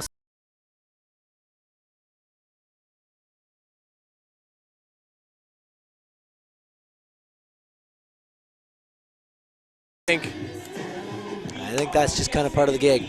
I will say that a lot of umpires kind of underutilize the stance where they put their arms like behind their back. A lot of them put their hands on their knees, and you're just begging for a ball to hit you in the hand and break a finger. So, you know. I've seen some that put one hand on the back of the catcher so as to utilize the plate man as a shield, so to speak. That one's grounded out to second base, fielded nicely by McDonald. He'll flip it over to the first baseman, Tremblay. And just like that, there are two down. So Robbie Salerno, the back catcher, stepping into the batter's box here. He, like a number of his compatriots, went down via the punch-out.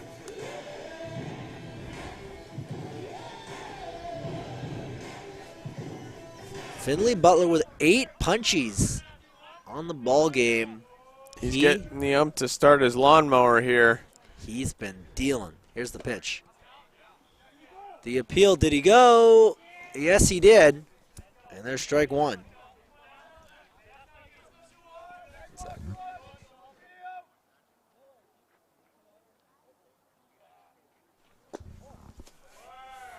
That one is down for a ball. Now 1-1.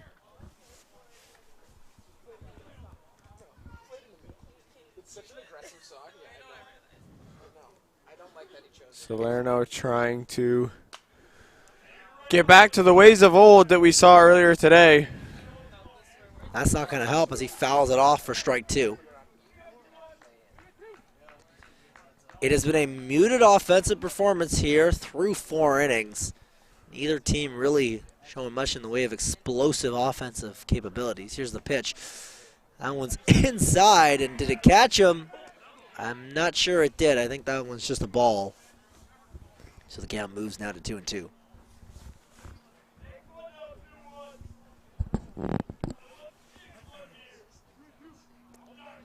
Salerno running with the short sleeve over there.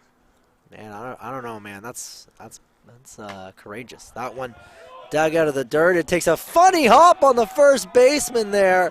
Tremblay unable to field it cleanly. And just like that, it's an infield single for the catcher Salerno. You know, isn't it so weird how the bad bounces are always the last ones? Yeah, it's. I think it comes with playing with a grass, half grass, half sand infield. I think the different textures that the ball has to go through definitely lends itself to different bounces, and even the edge of the grass is slightly more elevated than the sand. So when it hits that edge, it always, in my experience, takes a bounce you're not always expecting. You know who would know better about that bad bounces than anyone else? Dave Steeb. He famously, back in the late 80s, lost one of his no-hitters to a crazy bounce. Yeah, we all remember that one. Big thumbs up from one of our producers on the Dave Steeb reference. You know who's looking like Dave Steeb here? It'd be Finley Butler here, as that one's in the dirt for a ball. He has been slicing and dicing through the Colts hitters as Devin bogged it into the batter's box, trying to reverse the team's fortunes. They do have a runner on first. That would be Robbie Salerno. Here's the pitch. That one's down for ball 4.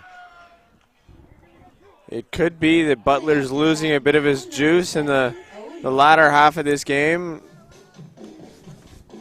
We're now into the back half of the game, so maybe he might be losing a little bit of pace. I'm not sure, but that's 2 batters that have reached, and hopefully more to come for the Colts. That is the hope for the Centennial Colts. He's throwing a lot of strikes, which is all you can ask for. And, you know, the 8 punch-outs is impressive, but your pitch count will elevate very quickly if you are unable to induce weak contact in addition. Here's the first pitch. That one's high for ball 1. And if you're throwing a lot of pitches, you're going to start to lose command, and you start to lose command. You start to lose your feel for your pitches, and you start to lose your feel for the pitches, you know. You start to lay in some meatballs, and things. People start making spaghetti. It's a domino effect. Exactly that, right? 2 runners on, first and second for the leadoff hitter.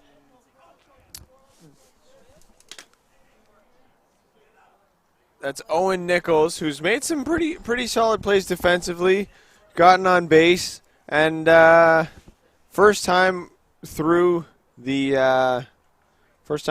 order, I believe.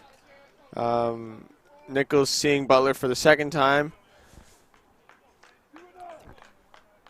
Third time, my apologies. And see if he learned something from his last 2 at-bats. Here's the pitch. That one's high for a ball. Count moves to 1-1. Nichols, much like a number of his compatriots, a victim of a swinging punch-out, his last AB. Here's the pitch. That one's in there for strike 2.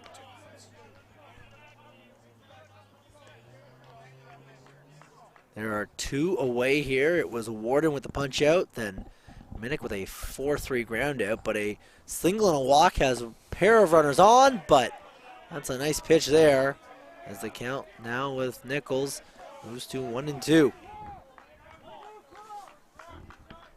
Looking for his 9th strikeout, and he could be looking for even more because we know how rarely the bullpens are used. Finley Butler looking to put him away. Fouled off, and we get a nice little ping off the bar behind the dish at the backstop. So the runners are still on first and second with 2 away. If Nichols can cash in at least one of these runners, that would be a huge boost and give the Colts the lead as he fouls off another one. If I was on base right now, I would not be too happy having to run back and forth between bases on foul balls. That being said, having your guy at the plate stay alive is all that matters right now in a tie game, but burning some extra calories today for the guys on base. Here's the pitch. In there, strike 3 called. Finley Butler, have yourself a night. That's his 9th punch out, and we're only through 4. We're headed to the top of the 5th inning. The Colts and the Huskies deadlocked at 2. You're watching Colts baseball on OCAA Live.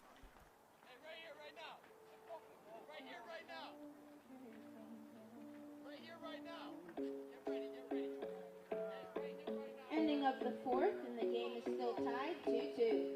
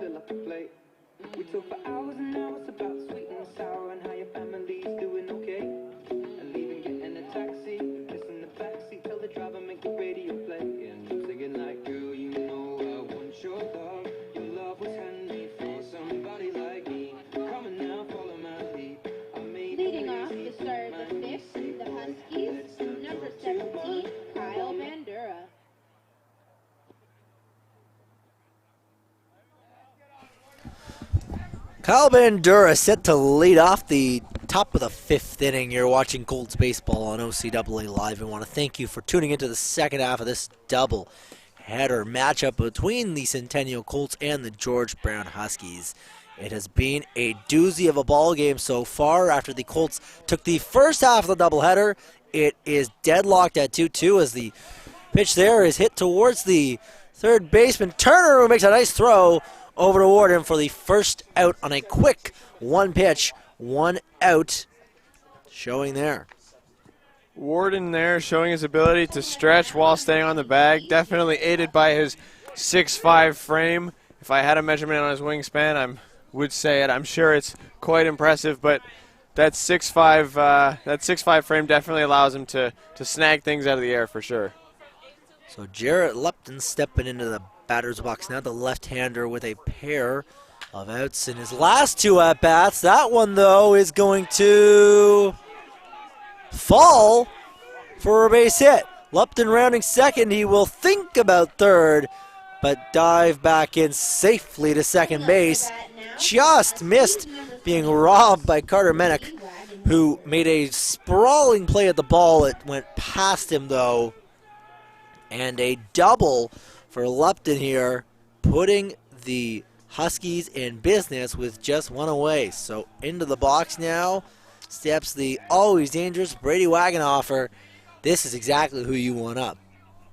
If you're the Huskies, absolutely. Runner in scoring position, one out.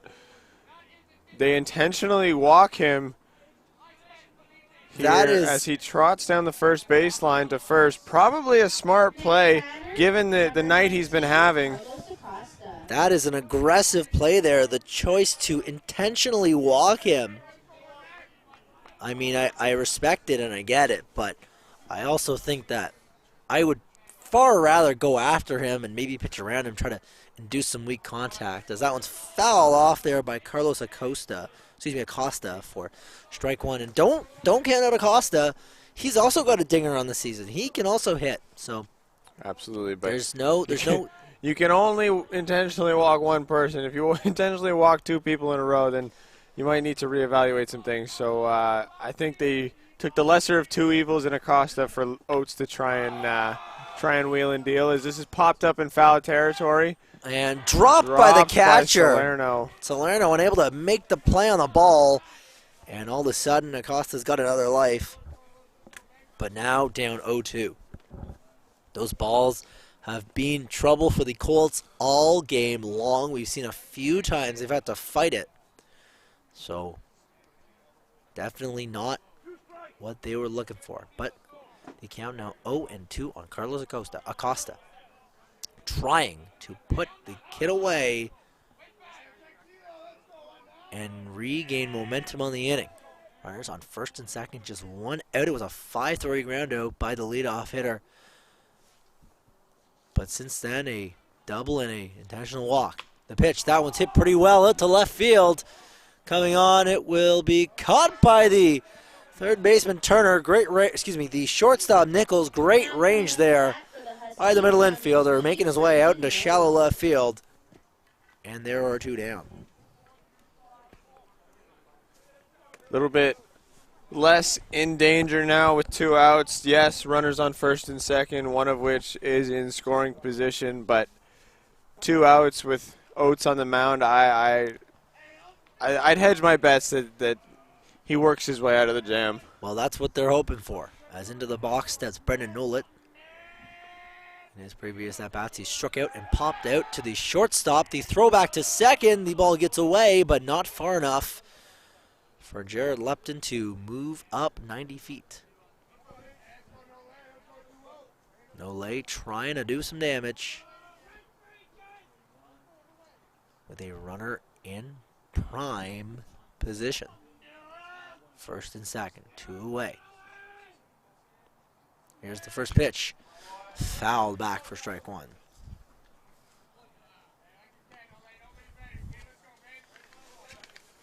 George Brown got something to prove. Dropping the first game to their rivals, the Centennial Colts. The Colts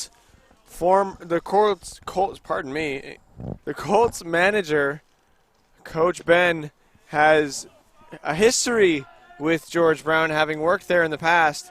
And like I mentioned previously, a rivalry game that the Colts have been waiting for this entire season, hoping to take two here. But they've been gearing up for this doubleheader for a while with the message of these blue jerseys are just another thing in the way of getting a better position for the playoffs. And the Colts looking to capitalize on this rivalry here. Solano and Oates having a little powwow at the mountain just a moment ago, trying to get on the same page in a big AB. Counts 1-1 to Brendan Nolay. With no gloves and a gritty batting stance. Both dugouts starting to get a little louder. Here's the pitch. Foul back, and it's now 1-2. The battle within the battle. Which dugout can be louder? Which dugout can be more disruptive? There should be a prop bet on which dugout can have the most impact. I'm not sure how you'd put odds on that. But here's the pitch. Just down, and it moves now to 2-2. No, both these dugouts trying to urge their teammates on. This is a epic battle going on right now. Two players locked in. A huge at-bat when it comes to the leverage and the circumstances. In the fifth inning, the pitch. That one's hit a mile high. It is fading, and it'll fall harmlessly out of play. The battle will continue.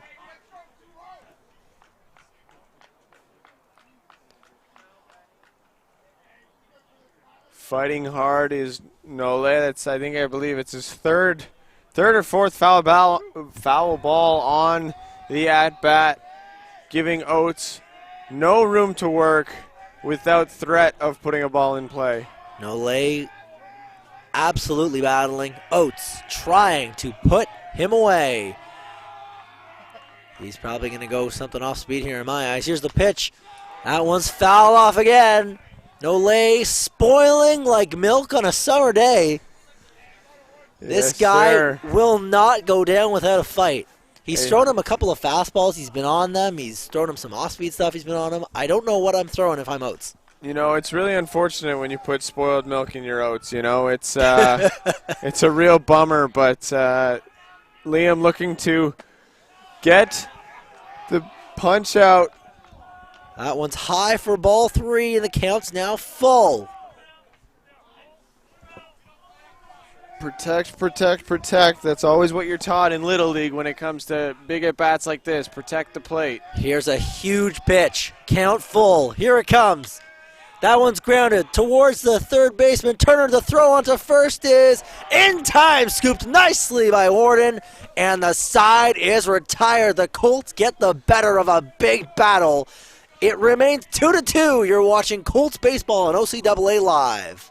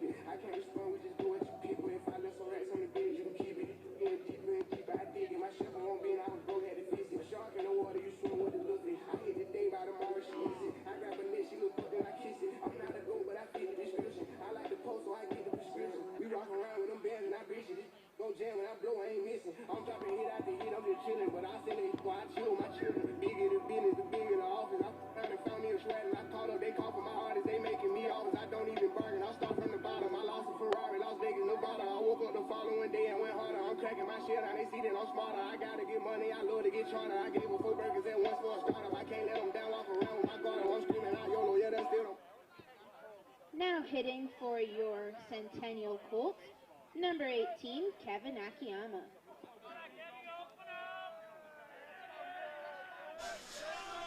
We're back here at Centennial Colts baseball action as they take on the George Brown Huskies. A pitching change to report for the Huskies. It is now Nathan Long, number 16, coming in to pitch for the Huskies. Akiyama at the dish, hoping to redeem himself from previous woes at the plate earlier tonight. That one is down for ball 1.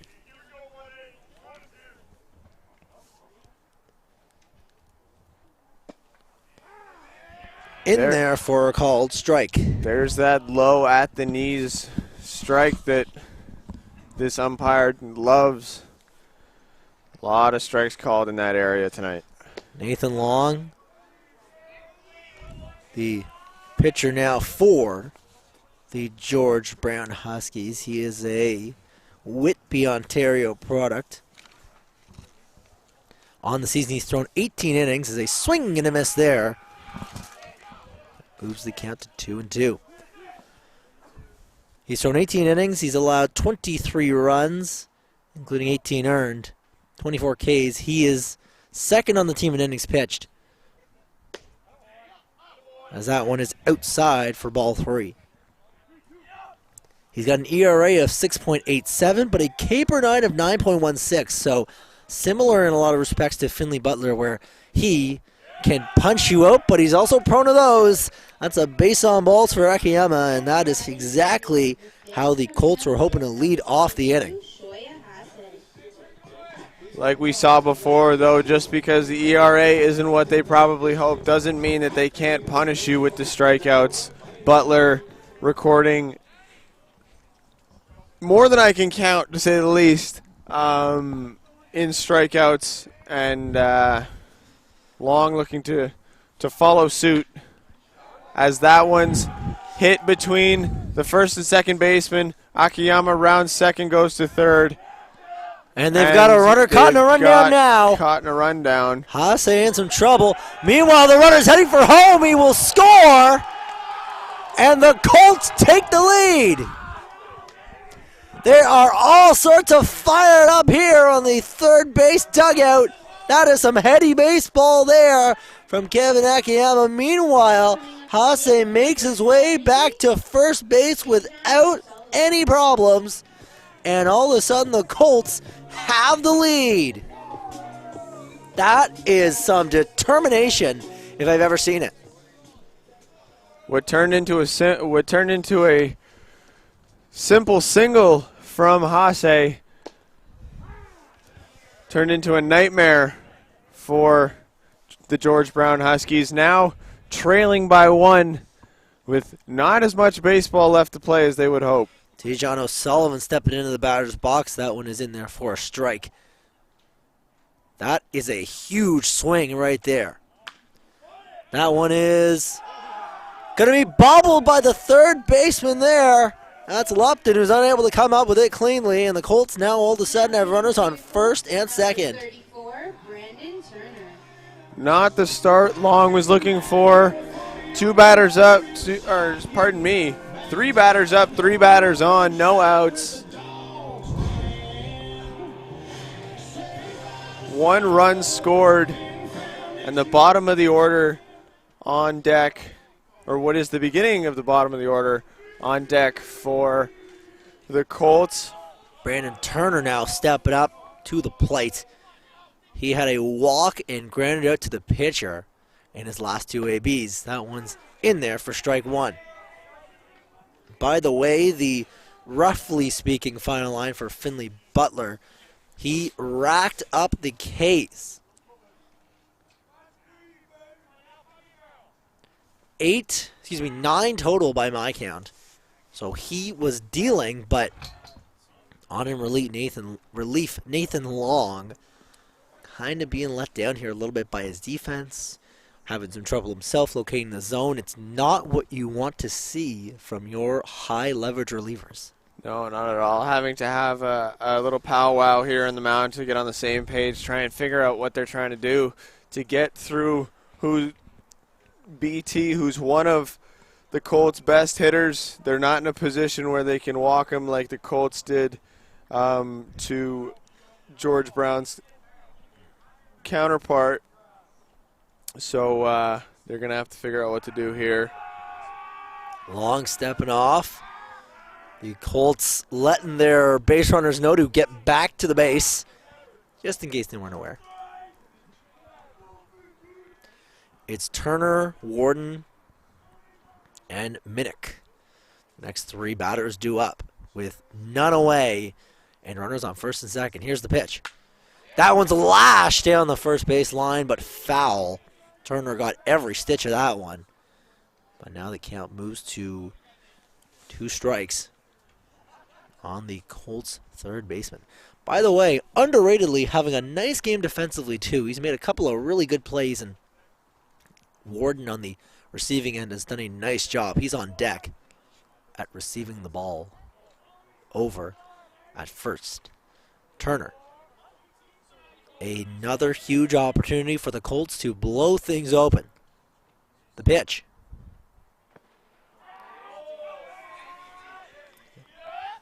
Nothing doing. That one's blocked by Ferris, but the count remaining in the Colts' favor.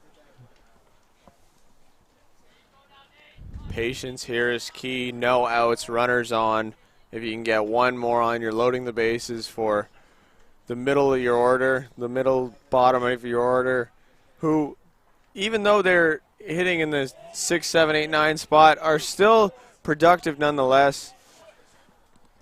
That one a ball inside, and it loads the count up full. It's now 3-2.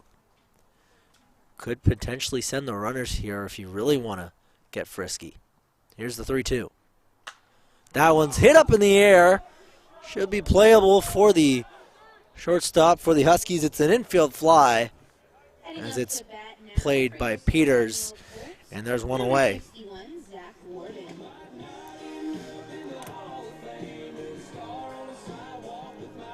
You know, this song says might not end up in the Hall of Fame for those of you that can't hear it, but if there's one walk-up song that will, it's Zach Warden's. Zach Warden, the sports journalist extraordinaire turned baseball player extraordinaire. He's got a pair of punch-outs in the game to his ledger, but now facing a new pitcher looking to reverse his fortunes as that one's down for ball 1. He knows how to put up a competitive at-bat. We saw that in the first half of the doubleheader. So if he can do exactly that and perhaps even collect a base knock, I'm sure the Colts will be just fine with that. They now lead in this one 3-2. The pitch. That's fouled off. And it's now 1-1.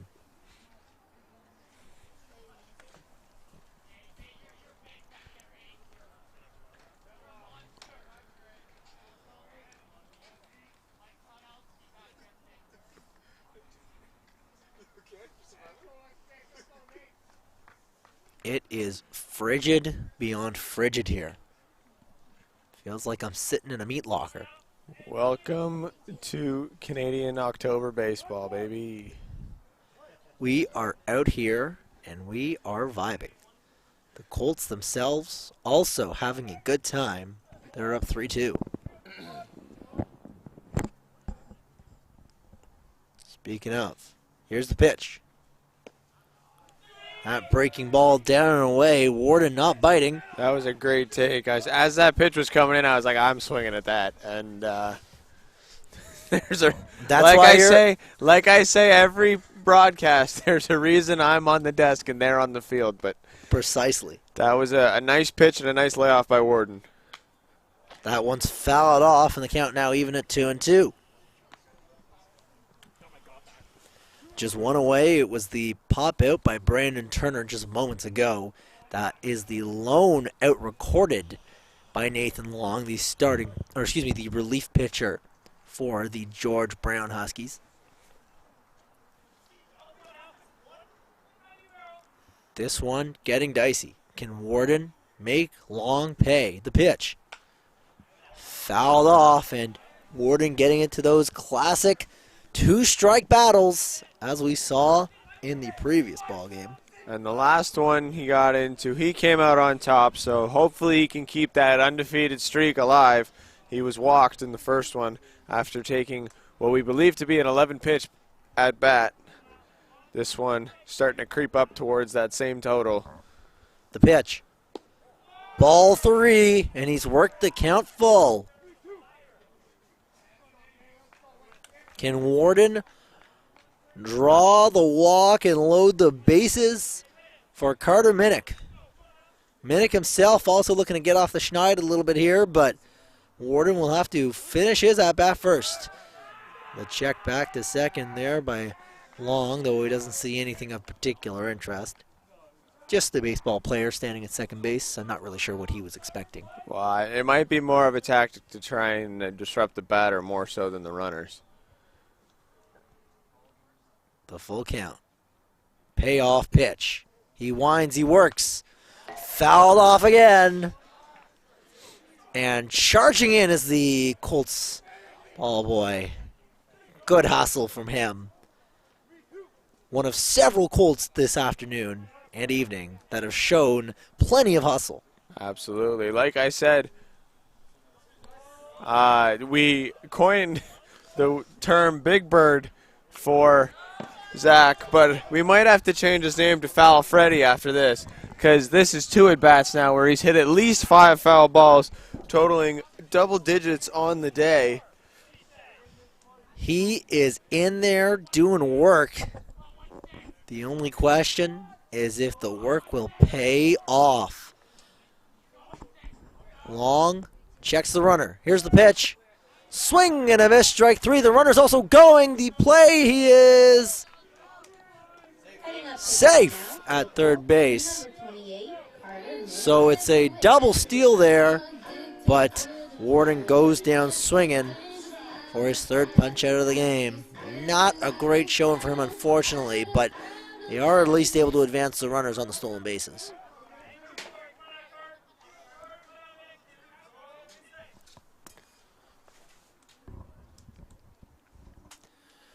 Carter Minnick now stepping into the box. He himself trying to cash in a pair of runners in scoring position. That one is strike 1 as he fouls it away.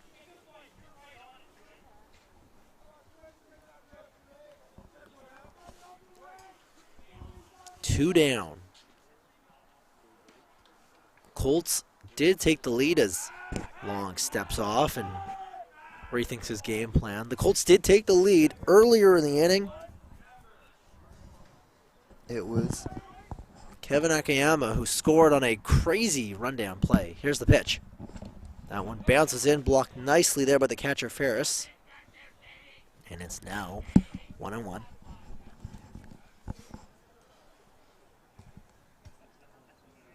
Long looking to get out of trouble here. Runners in scoring position on second and third for Minnick.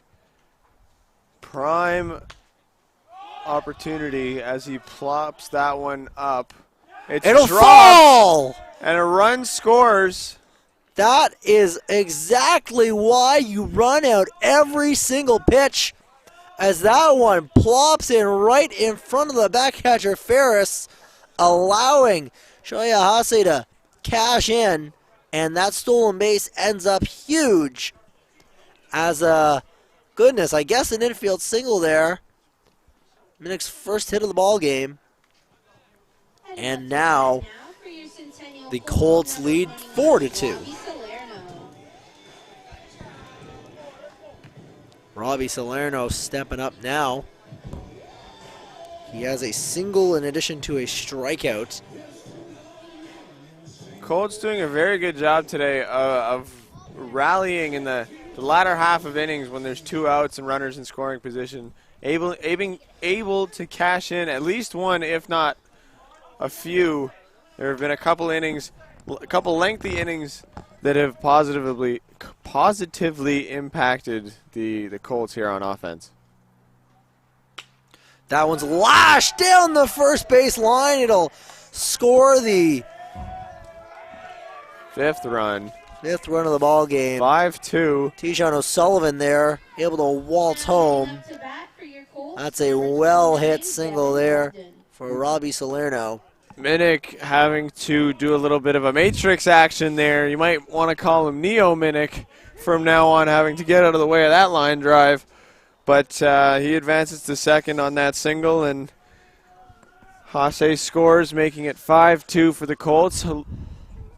Runner still in scoring position on second, looking to keep adding to that total. That one's lashed down the line, but foul. No, exactly that. That is some really great stuff from the Colts. Again, putting together these late rallies late in the ball game when things are tight and coming through and scoring some very clutch runs. Again, we're in the bottom of the fifth, so the runway for the Huskies to get back into this one is shallow, to say the least. Just 7-inning ball games, so they only have a pair of innings left to work with. That's a ball in the dirt. To the left fielder, Devin Bogdan. First and second with 2 away.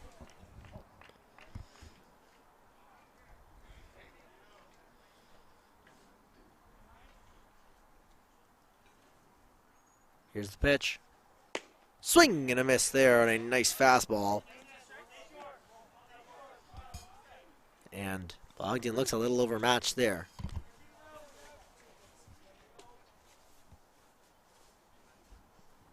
We hope you are enjoying this one from the comfort of your surely well-heated and nice and toasty home. We are anything but toasty.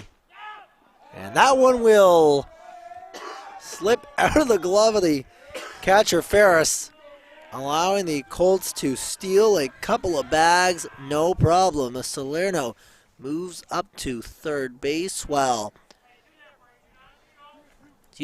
Salerno moves up to second base, and Carter Minnick moving over to third. Second and third, 2 outs. Runners in scoring position where the Colts want them to be and are so good at cashing them in so far today. Like I was saying before, they just seem to have the bats working a little more when they got guys on third and second. You can't teach the clutch gene because they're just doing a good job. With runners on, the ball gets away. That's going to allow another run to score for the Colts, and the lead widens even further as Minnick comes in to score on the wild pitch. Now hitting for your Centennial Colts. And that's what I was saying. That's what I was saying about the long backstop. I'm not sure that at the field the Colts normally play at Nielsen Park that the runner goes on that one necessarily, but with this large backstop, catchers are at a major disadvantage on pass balls. And you saw it happening right before your eyes right there. Exactly. Anything that gets past them, it's trouble plenty. And that pass ball is the 4th run of the inning for the Colts. That's a ball now as it's Owen Nichols into the batter's box. And for the second time this afternoon/evening, the Colts are on the precipice of batting around. The Sticks took a little while to wake up, but they have woken up with a vengeance. Runners on the corners. That one is down. Countdown moves to 2-0. And for Nathan Long, this one just catastrophically bad. He comes in with the game tied and allows 4 runs. The Huskies just collapsing. That one's hit to the shortstop there, fielded cleanly by Peters. He will flip on a second, but the ball gets past the first baseman, allowing another run to score. Now hitting number 18. Robbie Salerno will cross the plate on the E6. This one is starting to drag as The Colts battle around here. Nichols reaches, and Kevin Akiyama, who scored the first run of the 5th inning, gets himself another chance, as we've got a mound visit coming for the George Brown Huskies here. This one is going poorly.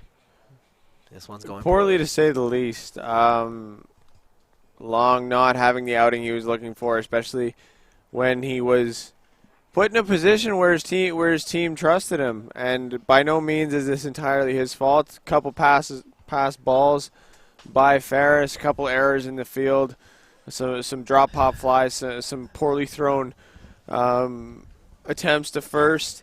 It's a team effort, it's a team game, but I'm sure it feels like 1,000 pounds on the shoulders of Long right now as his coach walks back to the dugout.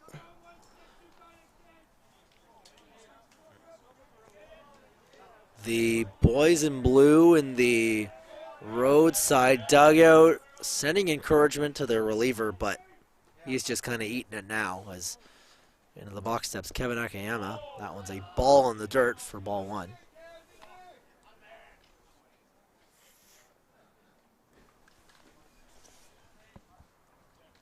Akiyama with his second at-bat of the inning. In his first at-bat of the inning, he drew a base on balls and eventually came around to score. Akiyama calls time. Strategically calling time as the pitcher's getting ready to throw the pitch. A little maybe mean-spirited on that one given the inning that Long has had, but I think it's just gamesmanship, you know? Gamesmanship nonetheless. Listen, you're going to stand there, you're going to sit there and wait for your sign, you know? If I'm in my rhythm and you're trying to throw me off my rhythm, I'm just going to call time, buddy. Akiyama, one of the standout players from today's game. Here's the pitch. That one's high for a ball.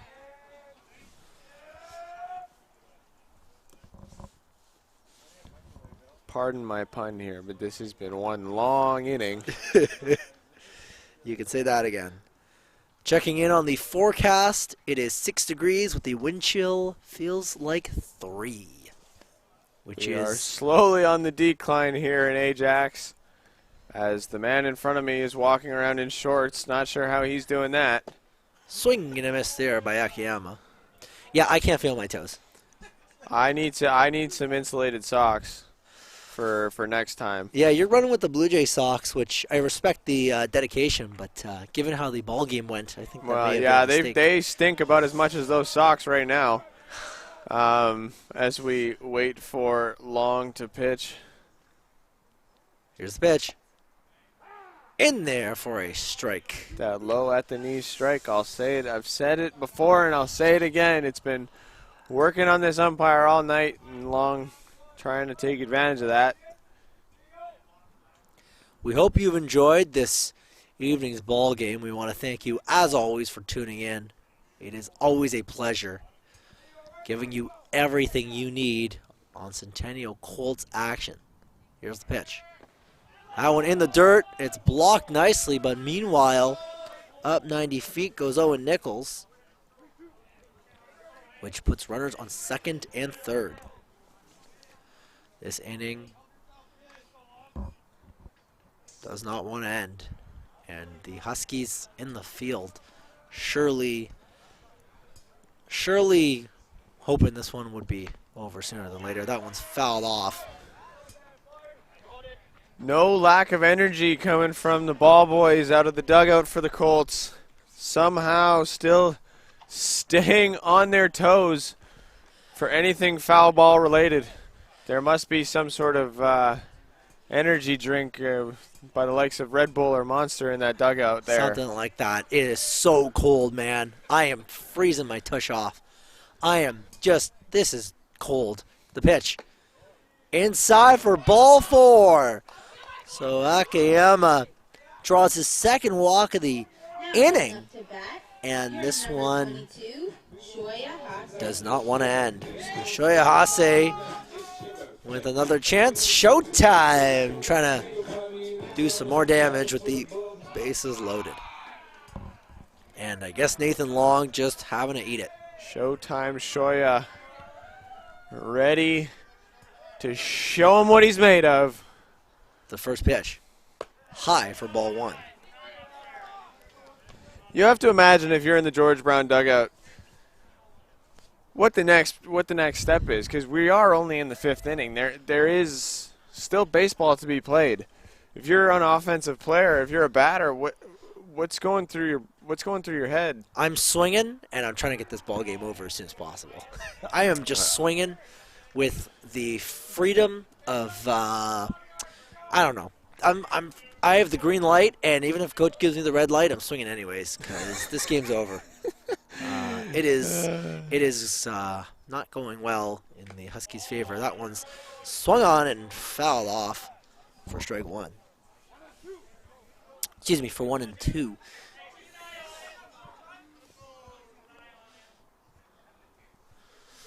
Showtime Shoyohase, the Japanese import, looking like a fine wine. Here's the pitch. That's a ball, and it's now 2 and 2.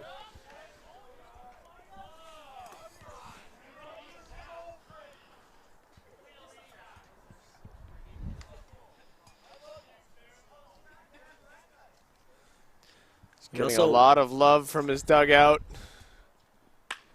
That one is rifles that one through the wickets of the shortstop. That's in there for a base hit. That'll score a pair of runners. The damage does not stop coming. That is the 6th and 7th runs of the inning for the Centennial Colts. Meanwhile, Akiyama moves up to 3rd base on that one, and Shoyohase will coast over to first. Shoya showing everybody what he can do with that 2 RBI single, advancing the runner to 3rd as well. Runner still in scoring position.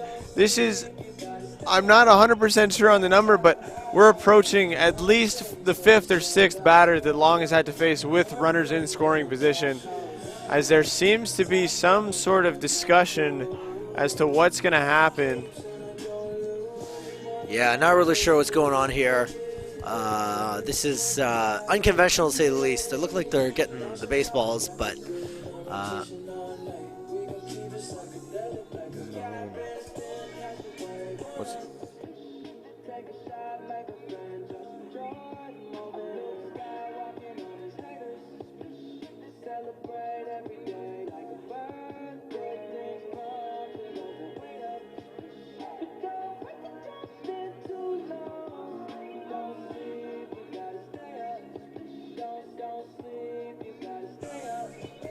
the score 9-2 for the Colts over the George Brown Huskies. This one has gotten out of hand fast, as looks like a call to the bullpen for the Huskies as they will turn to a new reliever. It is perhaps long past due, but it was a long walk back to the dugout for that guy there. Yeah, I guess you could say that much.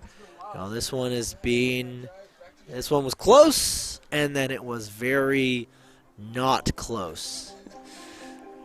Well, that's okay.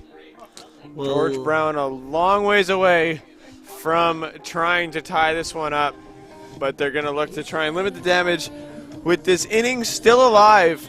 Runners on at the corners. We will return after the warm-up is complete. You're watching OCAA baseball. It's the Colts 9, the Huskies 2.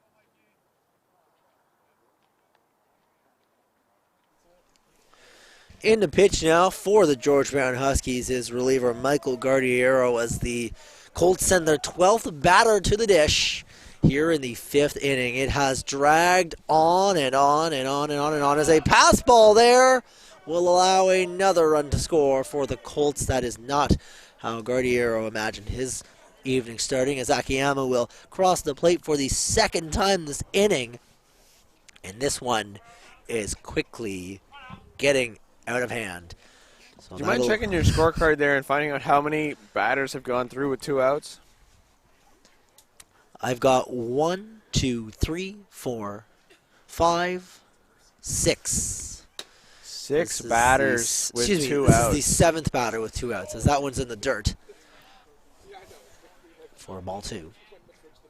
T-John O'Sullivan is the batter. He's second baseman, although it's been so long since he's been in the field, I forgot that he was a second baseman. T-John O'Sullivan into the batter's box. He scored. He singled his last at bat and eventually scored. Something to be noted here, it is currently 10-2. With 2 more runs, the mercy rule does come into effect. I mean, at this point, I think we all deserve a little bit of mercy. 10-2. It's a thrashing as that one's in the dirt for ball 3. Oh, by the way, Hase's on third now. He has taken the base on the wild pitch. Just in case you were wondering. Just in case you were wondering. We have an update. We have an update. Yeah, it's a barn burner here.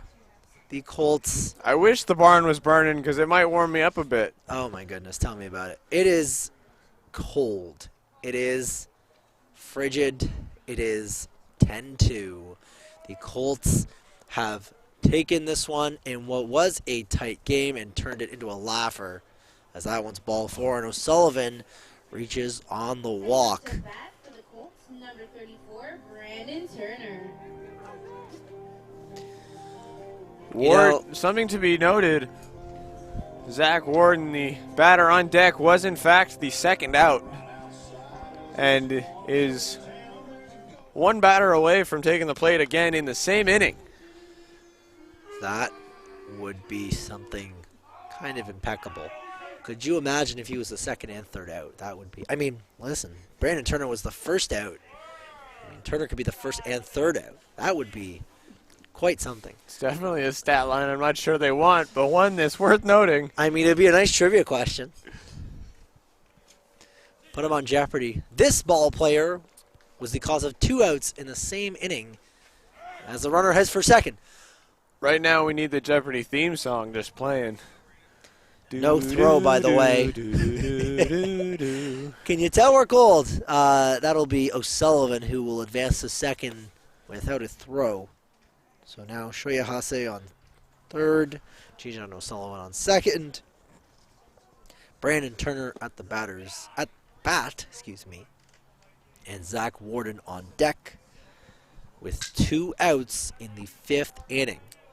Shades of the 7th inning in the 2015 American League Division Series between the Blue Jays and the Texas Rangers. That inning went an hour.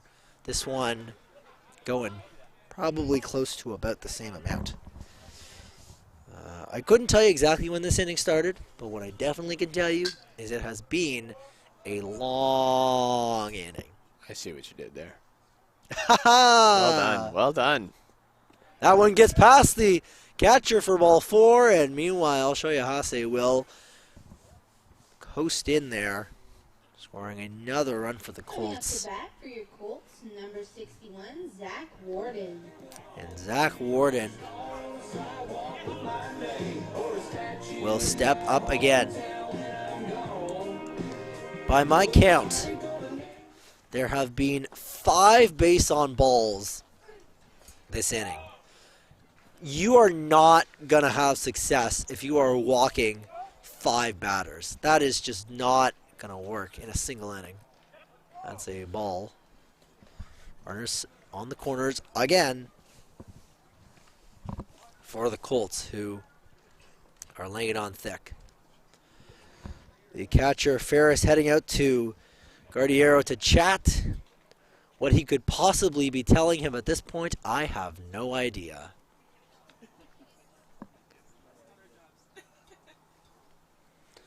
There's a famous clip from, I believe it was the 2017 MLB playoffs. It was Pedro Baez pitching, and he was pulled, as that one's down for a ball. He was pulled by his manager after allowing several runs. And as he walks off, as is customary for many Major League Baseball players, he points to this guy in acknowledgement of whoever it may be. And the broadcaster, who I believe was Joe Buck, but I couldn't tell you for sure, says something to the effect of, he points to the heavens. One could only imagine he is asking for forgiveness for whatever that was. I would imagine that the Huskies will be asking for forgiveness tonight, as there's another base on balls. The line continues to move. Turner moves up to second, and Warden draws the walk. Centennial Colts, number 28, Carter Minnick. Fun fact here, Jory. A hit or a walk now gets the Colts to 12, which means they're up by 10 in the 5th inning. And everybody knows what that means. I won't speak it because I am a superstitious person. Maybe a little stitious. Nah, there it is. Yes, we are in walk-off territory, which would be nice. It would be fitting given the amount of walks that have been rendered tonight. If this is the last at-bat of the ball game, we want to thank you for joining us. It has been a pleasure announcing this one. It was close for a while, and then it was extremely not. Here's the pitch. That one is hit to the left side, fielded by the third baseman. The throw onto first is not in time, and that will allow 2 runs to score, and I think it will end the ball game. That will do it. Your Centennial Colts, with the final being 13 for the Colts, 2 for the Huskies. The Colts total innings. win this one, 12-2. And we thank everyone for coming out. The Colts walk it off, kind of. Well, they got the win. That's all that matters. How you do it, when you do it, what inning you do it, and how many runs you score. Don't matter as long as you walk away with the W, which the Colts did today.